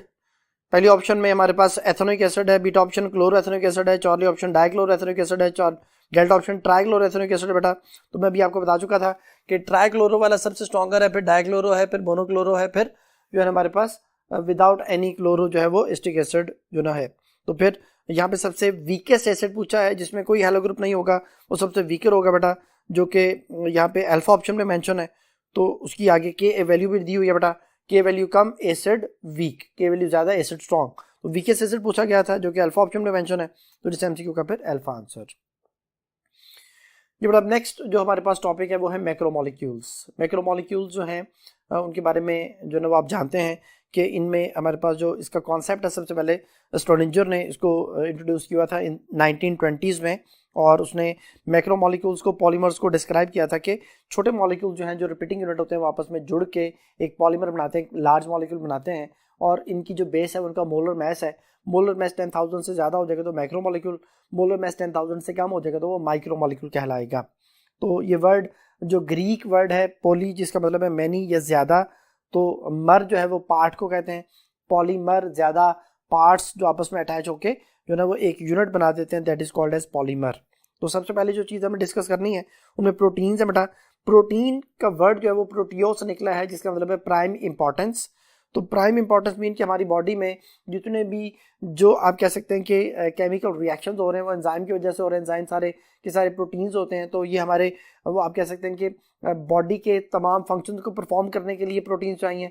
फिर हमारे जो आप कह सकते हैं कि बॉडी स्ट्रक्चर है, हमारे जो बाल हैं, हमारे जो नाखून हैं, हमारे जो मसल्स हैं, सब में प्रोटीन मौजूद है। जब आप कह सकते हैं कि आपकी बॉडी का बिल्डिंग ब्लॉक है, तो ये आपकी बॉडी को बनाने में, उसको मेंटेन करने में, उसकी ग्रोथ करने में, उसकी वियर एंड टियर में प्रोटीन जो है वो सबसे ज़्यादा इंपॉर्टेंट जो है वो आप कह सकते हैं कि इनकी इंपॉर्टेंस सबसे ज़्यादा है। That's why they are called prime importance of proteose. तो सबसे पहले हम इनकी क्लासिफिकेशन को देखेंगे on the base of the physicochemical properties. तो तीन इसकी टाइप्स हैं। पहले नंबर पे सिंपल प्रोटीन्स है बेटा। सिंपल प्रोटीन की डेफिनेशन है कि जब आप इनकी हाइड्रोलिसिस करें तो इनमें से सिंपल अमाइनो एसिड्स जो है वो सेपरेट हो जाएंगे, या उनके डेरिवेटिव भी सेपरेट हो सकते हैं अपॉन हाइड्रोलिसिस। इसकी एग्जांपल में कोलेजन्स आ जाते हैं बेटा, लिग्यूमेंस आ जाते हैं, एल्ब्यूमिन्स आ जाते हैं, ग्लोबुलिन्स आ जाते हैं। कोलेजन्स वगैरह जो है वो कनेक्टिव टिश्यूज होते हैं, ये मसल्स को हड्डियों से जोड़ने का काम करते हैं, हड्डियों को आपस में जोड़ने का काम करते हैं। कोलेजन्स वगैरह उसमें आ जाते हैं बेटा। कॉन्जुगेटेड प्रोटीन्स और कंपाउंड्स जो हैं, इसमें प्रोटीन के साथ एक नॉन प्रोटीनस पार्ट अटैच हो जाता है जिसको प्रोस्टैटिक ग्रुप कहा जाता है। ये कॉन्जुगेटेड या कंपाउंड प्रोटीन कहलाते हैं। इनकी एग्जांपल में न्यूक्लियोप्रोटीन्स हैं, ग्लाइकोप्रोटीन्स हैं, लिपोप्रोटीन्स आ जाते हैं, फॉस्फोप्रोटीन्स आ जाते हैं। और तीसरे नंबर पे जो उसकी क्लासिफिकेशन में तीसरी टाइप आती है वो डेराइव प्रोटीन है। ये बेटा partial digestion of the simple and conjugated protein की वजह से क्रिएट होते हैं। इनमें प्रोटियोसिस एंजाइम आ जाते हैं, पेप्टोन्स आ जाते हैं, ओलिगोपेप्टाइड्स आ जाते हैं, पॉलीपेप्टाइड्स वगैरह इसमें आ जाते हैं बेटा। तो स्ट्रक्चर के वाले से अगर बात की जाए तो बेटा इसके जो स्ट्रक्चर है उसको चार मेजर टाइप में डिवाइड किया गया है। प्राइमरी हमारे पास स्ट्रक्चर है, सेकेंडरी स्ट्रक्चर है, टर्शियरी स्ट्रक्चर है, क्वाटरनरी स्ट्रक्चर है। तो इन सब की जो डिटेल है वो आपके सामने बेटा, स्लाइड आपके सामने। प्राइमरी स्ट्रक्चर जो है इसमें अमाइनो एसिड जो है वो आपस में एक दूसरे के साथ जुड़ते हैं, उनमें से वाटर माइनस होता है और जो है ना वो अमाइड्स बनते चले जाते हैं। पॉलीमाइड जो है जिसको पेप्टाइड लिंकेज जो ना बोला जाता है, जो सी डबल बॉन्ड और NH के दरमियान बॉन्ड बनता है वो पेप्टाइड बॉन्ड, पेप्टाइड लिंकेज होता है। और ये बार बार आ रहे हैं तो इसलिए इसको पॉलीमाइड भी कहा जाता है, पॉलीपेप्टाइड भी कहा जाता है। और उसका मोलर मैस अगर 10,000 से ज़्यादा हो जाए तो फिर ये प्रोटीन कहलाता है। तो प्राइमरी स्ट्रक्चर ऑफ प्रोटीन जो है उसमें क्या होता है कि अमाइनो एसिड्स की सिंपल चेन जो है वो बन रही होती है, जैसे दो रेल की पटरियाँ एक दूसरे के पैरेलल चल रही होती हैं, बिल्कुल इस तरह से अमाइनो एसिड्स भी एक दूसरे के पैरेलल चल रहे होते हैं। इसको हम सीक्वेंसी ऑफ द अमाइनो एसिड्स जो है बोलते हैं, that is called primary structure. Secondary structure जो है उसमें बेटा इसको रेगुलर क्वाइलिंग बोला जाता है। जब चेन बढ़ती है तो ये आपस में क्वाइल करना शुरू हो जाते हैं, इसको जिगजैगिंग भी बोला जाता है, रेगुलर क्वाइलिंग भी बोला जाता है। इसमें अब हाइड्रोजन बॉन्डिंग क्रिएट होती है between C double bond O के ऑक्सीजन और NH के हाइड्रोजन के दरमियान। और उस हाइड्रोजन बॉन्डिंग की वजह से हमारे मसल्स में जो लचक आती है, हमारे नाखूनों में, हमारे बालों में जो लचक आती है वो इसी हाइड्रोजन बॉन्डिंग की वजह से होती है। तो ये सेकेंडरी स्ट्रक्चर जो है वो जो उसकी आगे टाइप्स बनती हैं, जिसको अल्फा हेलिक्स स्ट्रक्चर भी बोला जाता है, और आगे बीटा फ्लैट शीट या बीटा प्लेटेड शीट जो है उसको बोला जाता है। ये दोनों स्ट्रक्चर जो आपके सामने हैं, प्राइमरी स्ट्रक्चर जो हमारे पास है उसमें देखें कि वो एक सीधी चेन की शक्ल में आपस में जोड़ना है, और जो सेकेंडरी स्ट्रक्चर है जिसमें अल्फा हेलिक्स जो है वो जस्ट लाइक एक स्प्रिंग, हेलिक्स स्प्रिंग को कहते हैं, तो एक स्प्रिंग और प्लेटेड शीट में एक जैसे कोई पेज है जिसको आप फोल्ड कर लेते हैं, तो वो एक बीटा प्लेटेड शीट हम इसे बोलते हैं, जिसमें ये अपने आप को अरेंज कर रहे होते हैं। उसके बाद टर्शियरी स्ट्रक्चर है बेटा। टर्शियरी स्ट्रक्चर में ये होता है कि एक दफ़ा जो हाइड्रोजन बॉन्डिंग हो जाती है, रेगुलर कॉइलिंग हो जाती है, दोबारा से जब आपस में दोबारा जो कॉइलिंग होती है, उस कॉइलिंग को सेकेंडरी के बाद होने वाली कॉइलिंग को हम टर्शियरी स्ट्रक्चर जो बोलते हैं। तो यहाँ पे उसने नेम लिखा हुआ है, इसको हम 3 डायमेंशनल कॉइलिंग या ट्विस्टिंग या जिगजैगिंग का नाम देते हैं। तो यहाँ पे लिखा 3 dimensional twisting and folding of the polypeptide chain result in the tertiary structure of the protein. तो ये स्ट्रक्चर आपके सामने बेटा। क्वार्टरनरी स्ट्रक्चर में सारा कुछ मिक्स हो जाता है, ग्लोबुलर प्रोटीन भी इसे कहा जाता है, जिसमें वो एक दूसरे के साथ मिलकर कॉम्प्लेक्स स्ट्रक्चर बनाते हैं, उसका क्वार्टरनरी स्ट्रक्चर होता है। तो ये क्वार्टरनरी स्ट्रक्चर भी आपके सामने है, टर्शियरी स्ट्रक्चर भी आपके सामने है बेटा। स्लाइड में आप इनके स्ट्रक्चर को देख सकते हैं। तो अब इससे रिलेटेड एमसीक्यू है, the bond that determine the secondary structure of the protein is. ये बेटा कौन सा बॉन्ड है जो सेकेंडरी स्ट्रक्चर को डिटरमिन करता है? तो पहली ऑप्शन है covalent bond, beta option ionic bond, Charlie hydrogen bond, delta coordinate bond. तो बेटा हाइड्रोजन बॉन्ड बेसिकली इस स्ट्रक्चर को डिटरमिन करता है, क्योंकि जब रेगुलर कॉइलिंग या जिगजैगिंग होती है तो मैंने बोला C डबल बॉन्ड O और NH में हाइड्रोजन बॉन्डिंग होती है, जो कि आंसर एक्सप्लेनेशन में आप देख सकते हैं। ये फर्स्ट ईयर में चौथे चैप्टर में ये डायग्राम बनी भी हुई है, hydrogen bonding in alpha helix of the protein. तो इसका आंसर हुआ चार्ली ऑप्शन। नेक्स्ट क्वेश्चन बेटा अगेन उनके स्ट्रक्चर के हवाले से है, the sequence of the amino acids combined in a peptide chain to form a protein is referred as. वो जो सीक्वेंस ही बेटा वो हमेशा उसके प्राइमरी स्ट्रक्चर को बनाएगी। तो पहली option primary structure of protein है, beta option secondary structure of protein है, Charlie tertiary structure of protein है, delta quaternary structure of protein है। तो फिर इसका आंसर अल्फा होगा, क्योंकि वो प्राइमरी स्ट्रक्चर है, क्योंकि लफ्ज क्वेश्चन में sequence of the amino acid था।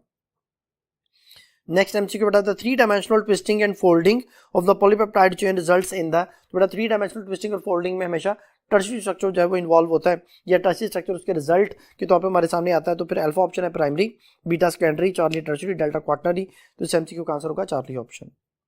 बेटा कुछ इंपॉर्टेंट फंक्शन जो प्रोटीन हमारी बॉडी में परफॉर्म करता है, तो फिर प्रोटीन जो है वो आप कह सकते हैं कि is crucial to the good health, जो है वो हमारी गुड हेल्थ के लिए, अच्छी सेहत के लिए प्रोटीन जो सबसे पहले क्रूशल है, और ये हमारी बॉडी में प्राइम इंपॉर्टेंस रखता है। करता क्या है, 20 अमाइनो एसिड्स हैं जो मिलकर डिफरेंट जो है ना वो प्रोटीन्स हमारी बॉडी में बनाते हैं।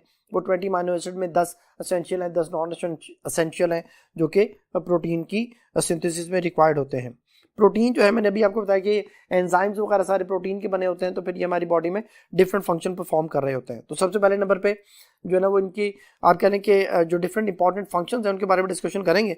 तो 9 इंपॉर्टेंट फंक्शंस है बेटा जो आपके सामने हैं। ग्रोथ एंड मेंटेनेंस, हमारी बॉडी को डेली ग्रोथ और मेंटेनेंस की जरूरत है, जिसमें प्रोटीन जो है वो एक मेजर वाइटल रोल प्ले कर रहा होता है। कॉजेज बायोकेमिकल रिएक्शंस, जो बायोकेमिकल रिएक्शंस हैं जिनमें एंजाइम्स जो हैं वो एज कैटलिस्ट के तौर पे बिहेव करते हैं, उनकी वजह से रिएक्शन कैरी आउट होते हैं, जो विद इन द सेल और जो ना आउटसाइड द सेल दोनों तरफ परफॉर्म हो रहे होते हैं। तो ये प्रोटीन्स यानी एंजाइम की वजह से परफॉर्म होते हैं। एक्ट एज ए मैसेंजर, ये मैसेंजर के तौर पे काम करते हैं। सब प्रोटीन जो है वो हार्मोन्स होते हैं बेटा हमारी बॉडी में, और ये जो है ना different communication between tissues and organs और हमारे सेल्स के दरमियान जो कम्युनिकेशन का काम है वो हार्मोन्स के जरिए हो रहा होता है। हमारी बॉडी को स्ट्रक्चर प्रोवाइड करते हैं, क्योंकि ये टिश्यूज भी है, उसकी स्टिफनेस भी है, उसकी रिजिडिटी भी है, और उसके फाइब्रस जो स्ट्रक्चर उसके बारे में जो है ना ये सारी जो आप कह सकते हैं कि सपोर्ट या जो उसको गाइडेंस प्रोवाइड करनी है वो प्रोटीन्स की वजह से है। तो some protein contribute the structure of the tissues, for example collagens, elastins and keratins. ये प्रोटीन जो है वो हमारे उन टिश्यूज का स्ट्रक्चर भी बना रहे होते हैं। इसी तरह नेक्स्ट नंबर पे जो है ना वो प्रॉपर पीएच को मेंटेन करना। हर एंजाइम जो है वो डिफरेंट पीएच पे काम कर रहा होता है, यानी एक एंजाइम एक स्पेसिफिक पीएच पे जो है ना वो वर्किंग कर रहा होता है। और जैसे यहाँ पे एग्जांपल में देखें कि स्टमक एसिड में जो एंजाइम काम कर रहा है वो हमारे पास उसकी pH 2 होती है। ब्लैक कॉफ़ी जो है उसकी pH 5 होती है। जो मिल्क ऑफ मैग्नीशिया उसकी pH 10 होती है। जो टोमेटो जूस है उसकी pH 4 है। जो ह्यूमन ब्लड है उसकी pH 7.45 रेंज होती है, 7.35 से 7.45 के दरमियान। और जो सोपी वाटर उसकी pH जो है वो 12 होती है। तो ये डिफरेंट एग्जांपल्स हैं उनकी pH की, कि ये डिफरेंट चीज़ें डिफरेंट pH पे काम कर रही होती हैं। हमारी बॉडी में जो फ्लूइड है उसको बैलेंस रखता है बेटा ये प्रोटीन्स जो है वो हमारी बॉडी के फ्लूइड को बैलेंस करने में हेल्प करते हैं। एल्ब्यूमिन्स और जो ग्लोबुलिन्स हैं ये प्रोटीन्स हमारी बॉडी में जो कि हमारी बॉडी फ्लूइड को जो ना वो उसको मेंटेन करते हैं, उसके बैलेंस को मेंटेन करते हैं बाय अट्रैक्टिंग या बाय रिटेनिंग वाटर। और उसके बाद जो ना वो नेक्स्ट 7 नंबर पे है बूस्ट इम्यून हेल्थ। जो इम्यूनिटी सिस्टम है बेटा वो प्रोटीन की वजह से ही जो है डेवलप होता है, जिसमें इम्यूनोग्लोबुलिन्स हैं, एंटीबॉडीज़ हैं जो कि इन्फेक्शन के खिलाफ फाइट करते हैं। एंटीबॉडीज़ जो हैं वो प्रोटीन्स ही होती हैं हमारे ब्लड में, जो कि हमारी बॉडी को डिफरेंट हार्मफुल जो बैक्टीरिया और वायरस वगैरह हैं उनसे, उनके हमले से बचाते हैं। नेक्स्ट नंबर पे जो है वो 8 नंबर पे ट्रांसपोर्ट एंड स्टोर्स न्यूट्रिएंट्स हैं, कि जो प्रोटीन्स हैं वो उसमें ट्रांसपोर्ट भी कर रहे हैं, कैरी कर रहे हैं चीज़ों को। जैसे हेमोग्लोबिन है, तो हेमोग्लोबिन क्या करता है, ये जो है ना वो ऑक्सीजन कैरियर है, ये हर एक सेल तक जो ऑक्सीजन लेके जाता है, तो ये एक लिक्विड प्रोटीन है, ट्रांसपोर्ट कर रही है। न्यूक्लियर प्रोटीन्स जो है वो कैरियर्स हैं हमारी जेनेटिक इन्फॉर्मेशन के, और हमारी जो प्रॉपर्टीज़ हैं इनहेरिटेंस, जिसे इनहेरिटेंस ऑफ ट्रेट्स बोलते हैं, उसके जो ना वो आप कह सकते हैं कैरियर के तौर पे बिहेव कर रहे होते हैं या सर्व कर रहे होते हैं। और जो एग्जांपल यहाँ पे मेंशन की हेमोग्लोबिन की मैं बता चुका हूँ। ग्लूकोज ट्रांसपोर्टर जो हैं, जो GLUT है, move glucose to your cells. और लिपोप्रोटीन्स जो हैं वो कोलेस्ट्रोल को ट्रांसपोर्ट करता है, दूसरे डिफरेंट फैट्स को ट्रांसपोर्ट करता है। इसी तरह जो सेलुलोप्लाज्मिन है वो कॉपर के कैरियर के तौर पे हमारे ब्लड प्लाज्मा में जो है ना वो काम कर रहा होता है। एनर्जी प्रोवाइड करते हैं बेटा हमारी बॉडी में। प्रोटीन जो है वो एनर्जी सोर्स के तौर पे ऐड कर रहे होते हैं, क्योंकि इसमें 4 कैलोरीज पर ग्राम जो है वो प्रोटीन्स में मौजूद होती हैं। सेम अमाउंट ऑफ एनर्जी जो है वो हमें कार्ब्स प्रोवाइड करते हैं। फैट जो है वो हमें ज़्यादा एनर्जी प्रोवाइड करते हैं एट 9 कैलोरी पर ग्राम। जो नेक्स्ट टॉपिक जो है वो अब हमारे पास एंजाइम्स हैं। एंजाइम्स जो हैं वो कैटालिटिक जो ना वो आप कह सकते हैं सब्सटेंसेस हैं, कैटालिस्ट हैं, जो कि हमारी बॉडी में डिफरेंट बायोलॉजिकल केमिकल रिएक्शन जो है उनको परफॉर्म करने में हेल्प कर रहे होते हैं। उनकी मदद से वो डिफरेंट केमिकल रिएक्शन परफॉर्म करवाते हैं। ये बहुत ज़्यादा स्पेसिफिक होते हैं और डिफरेंट रिएक्शंस के लिए जो है ना वो एक एंजाइम हो सकता है, लेकिन एक एंजाइम के लिए एक जो ना वो रिएक्शन होगा, या एक रिएक्शन के लिए एक एंजाइम होगा, उसके फॉरवर्ड बैकवर्ड दोनों रिएक्शंस को जो ना वो इक्वली जो ना वो कैटलाइज कर रहा होता है। तो यहाँ पे डिटेल्ड एक्सप्लेनेशन में लिखा हुआ है कि typically enzymes are macromolecules with molecular mass ranging into millions, कि इसका जो मोलर मास है वो मिलियंस में हो सकता है बेटा। तो ये मैक्रोमोलिक्यूल्स ही हैं जिनमें प्रोटीन्स होते हैं, मोलर मासेस उनके बहुत ज़्यादा होते हैं। जो उनकी 2 रिमार्केबल प्रॉपर्टीज है बेटा कैटलिस्ट की, उनमें पहले नंबर पे है specificity. They are highly specific, एक रिएक्शन के लिए एक स्पेसिफिक एंजाइम मौजूद है, और उनकी अमेजिंग एफिशिएंसी। ये हमारी जो रिएक्शंस हैं बॉडी के अंदर, जो रिएक्शंस हो रहे हैं उनका रेट 10⁻20 जो ना टाइम्स तक जो उसको इंक्रीज कर सकते हैं। इनमें जो एंजाइम्स में एक एक्टिव साइट होती है जिसको जो ना सबस्ट्रेट आके उसके साथ अटैच होता है और अपने उसको साथ बाइंड कर लेता है अपने आप को, तो वो एक्टिव साइट जो है वो सबस्ट्रेट के लिए होती है। हर एंजाइम के नाम के एंड में एज जो है वो लगाया जाता है बेटा। जैसे डिफरेंट एग्जांपल यहाँ पे यूडीएज है, और हमारे पास जो है वो सुक्रेज है। इस तरह डिफरेंट एंजाइम्स जो है उनके नामों के एंड में हम एज लगा देते हैं। तो बेटा इसके वाले से कुछ एमसीक्यूज हैं। The specific substance metabolite that fit on the enzyme surface and is converted to the product is called. बेटा वो स्पेसिफिक सब्सटेंस जो कि एंजाइम की सरफेस पे फिट होता है तो उसे क्या कहा जाता है, उसे भी मैंने बताया कि सबस्ट्रेट कहा जाता है। पहली ऑप्शन है कोफैक्टर, बीटा ऑप्शन है prosthetic group, Charlie isoenzyme, delta substrate. तो फिर इसे एमसीक्यू का आंसर होगा delta option substrate. Next MCQ है the enzyme which catalyse the addition of the ammonia, water और carbon dioxide to the double bond और removal of these to form double bond as known as. कि वो enzyme जो ammonia, water या carbon dioxide के addition को catalyse करता है या उनकी रिमूवल को जो है ना वो उसकी वजह से डबल बॉन्ड फॉर्मेशन होती है उसको कैटलाइज करता है, तो उसको क्या कहा जाता है बेटा। तो पहली ऑप्शन है लाइएसिस, बीटा ऑप्शन है लाइगेसिस, चार्ली हाइड्रोलिसिस, डेल्टा आइसोमरेसिस। बेटा इसका आंसर जो है वो हमारे पास अल्फा है। ये बेसिकली लाइएसिस है। इन सब की एक्सप्लेनेशन जो है वो आपके सामने है। लाइएसिस जो है वो एडिशन ऑफ अमोनिया, वाटर या carbon dioxide in double bond करेगा, और अगर इनको रिमूव करके कार्बन कार्बन डबल बॉन्ड बनाना पड़े या डबल बॉन्ड फॉर्मेशन करनी पड़े तो उसको भी कैटलाइज कर सकता है। लाइगेसिस जो है वो 2 मॉलिक्यूल्स को ज्वाइन करता है by breaking high energy bonds. इसकी जो उसने एग्जांपल दी हुई एसिटाइल जो है ना हमारे पास SCOH है, और आगे कार्बोक्सिलेज या सक्सिनिक थायोकिनेज जो है वो एंजाइम होते हैं। हाइड्रोलाइसिस नाम से जा रहा है, हाइड्रोलाइसिस को कैटलाइज कर रहे होते हैं। और आइसोमरेसिस जो है ये जो वो एंजाइम है जो आइसोमर्स जो ना उसको आप कह सकते हैं कि उसकी आइसोमेरिक फॉर्म को जनरेट कर रहा होता है कि these enzymes from the same organism which catalyze the same reaction but are chemically and physically distinct from each other, यानी वो chemically physically distinct होते हैं लेकिन वो एक ही सेम ऑर्गेनिज्म से जो ना वो जनरेट होते हैं या उसको कैटलाइज करते हैं सेम रिएक्शन को, लेकिन केमिकली फिजिकली डिफरेंट होते हैं। फिर इस एमसीक्यू का आंसर हुआ अल्फा ऑप्शन। नेक्स्ट एमसीक्यू बेटा, many enzymes contain a protein part and non protein part, the protein part of the enzyme is called, protein part को बेटा हम कहते हैं apo enzyme. Alpha option apo enzyme है, beta option holo enzyme है, Charlie को factor, delta को enzyme. तो इस एमसीक्यू का answer alpha option. Next MCQ बेटा, ऑल ऑफ द फॉलोइंग को factors correctly match with their respective enzymes except, बेटा को फैक्टर वो चीज़ है जो कि जो ना एंजाइम नहीं है, एंजाइम के साथ अटैच है, नॉन प्रोटीनस पार्ट है, नॉन प्रोटीनस पार्ट होने की वजह से वो उसमें जो ना हम उसको कोफैक्टर का नाम देते हैं और वो डिफरेंट फंक्शंस को परफॉर्म कर रहे होते हैं। जैसे आयरन है, क्रोम ऑक्सीडेज जो है वो उसकी एंजाइम्स जो काम कर रहा है उसमें हेल्प करेगा, उसका कोफैक्टर है। और जिंक जो है वो कार्बोनिक एनहाइड्रेज जो है ना उसके लिए काम करेगा। मैग्नीशियम जो हमारे पास है वो ग्लूकोज 6 फॉस्फेटेज है बेटा, ये उसके लिए ठीक होगा। विटामिन B1 जो है वो थायमिन ग्लूकोज फॉस्फेटेज के लिए है, तो ये गलत है, ये थायमिन पायरोफॉस्फेटेज के लिए होता है बेसिकली, तो डेल्टा ऑप्शन जो है वो गलत हो गई। तो फिर इस एमसीक्यू का डेल्टा ऑप्शन, क्योंकि क्वेश्चन था कि all of the following cofactor correctly match with their respective enzymes except, यानी बाकी सारे करेक्टली मैच कर रहे हैं सिवाय एक है, तो डेल्टा करेक्टली मैच नहीं कर रहा बेटा। ये था बेटा आज का लेक्चर, उम्मीद है कि आपको ये सारी बातें समझ आ गई होंगी। नेक्स्ट लेक्चर तक के लिए अल्लाह हाफिज।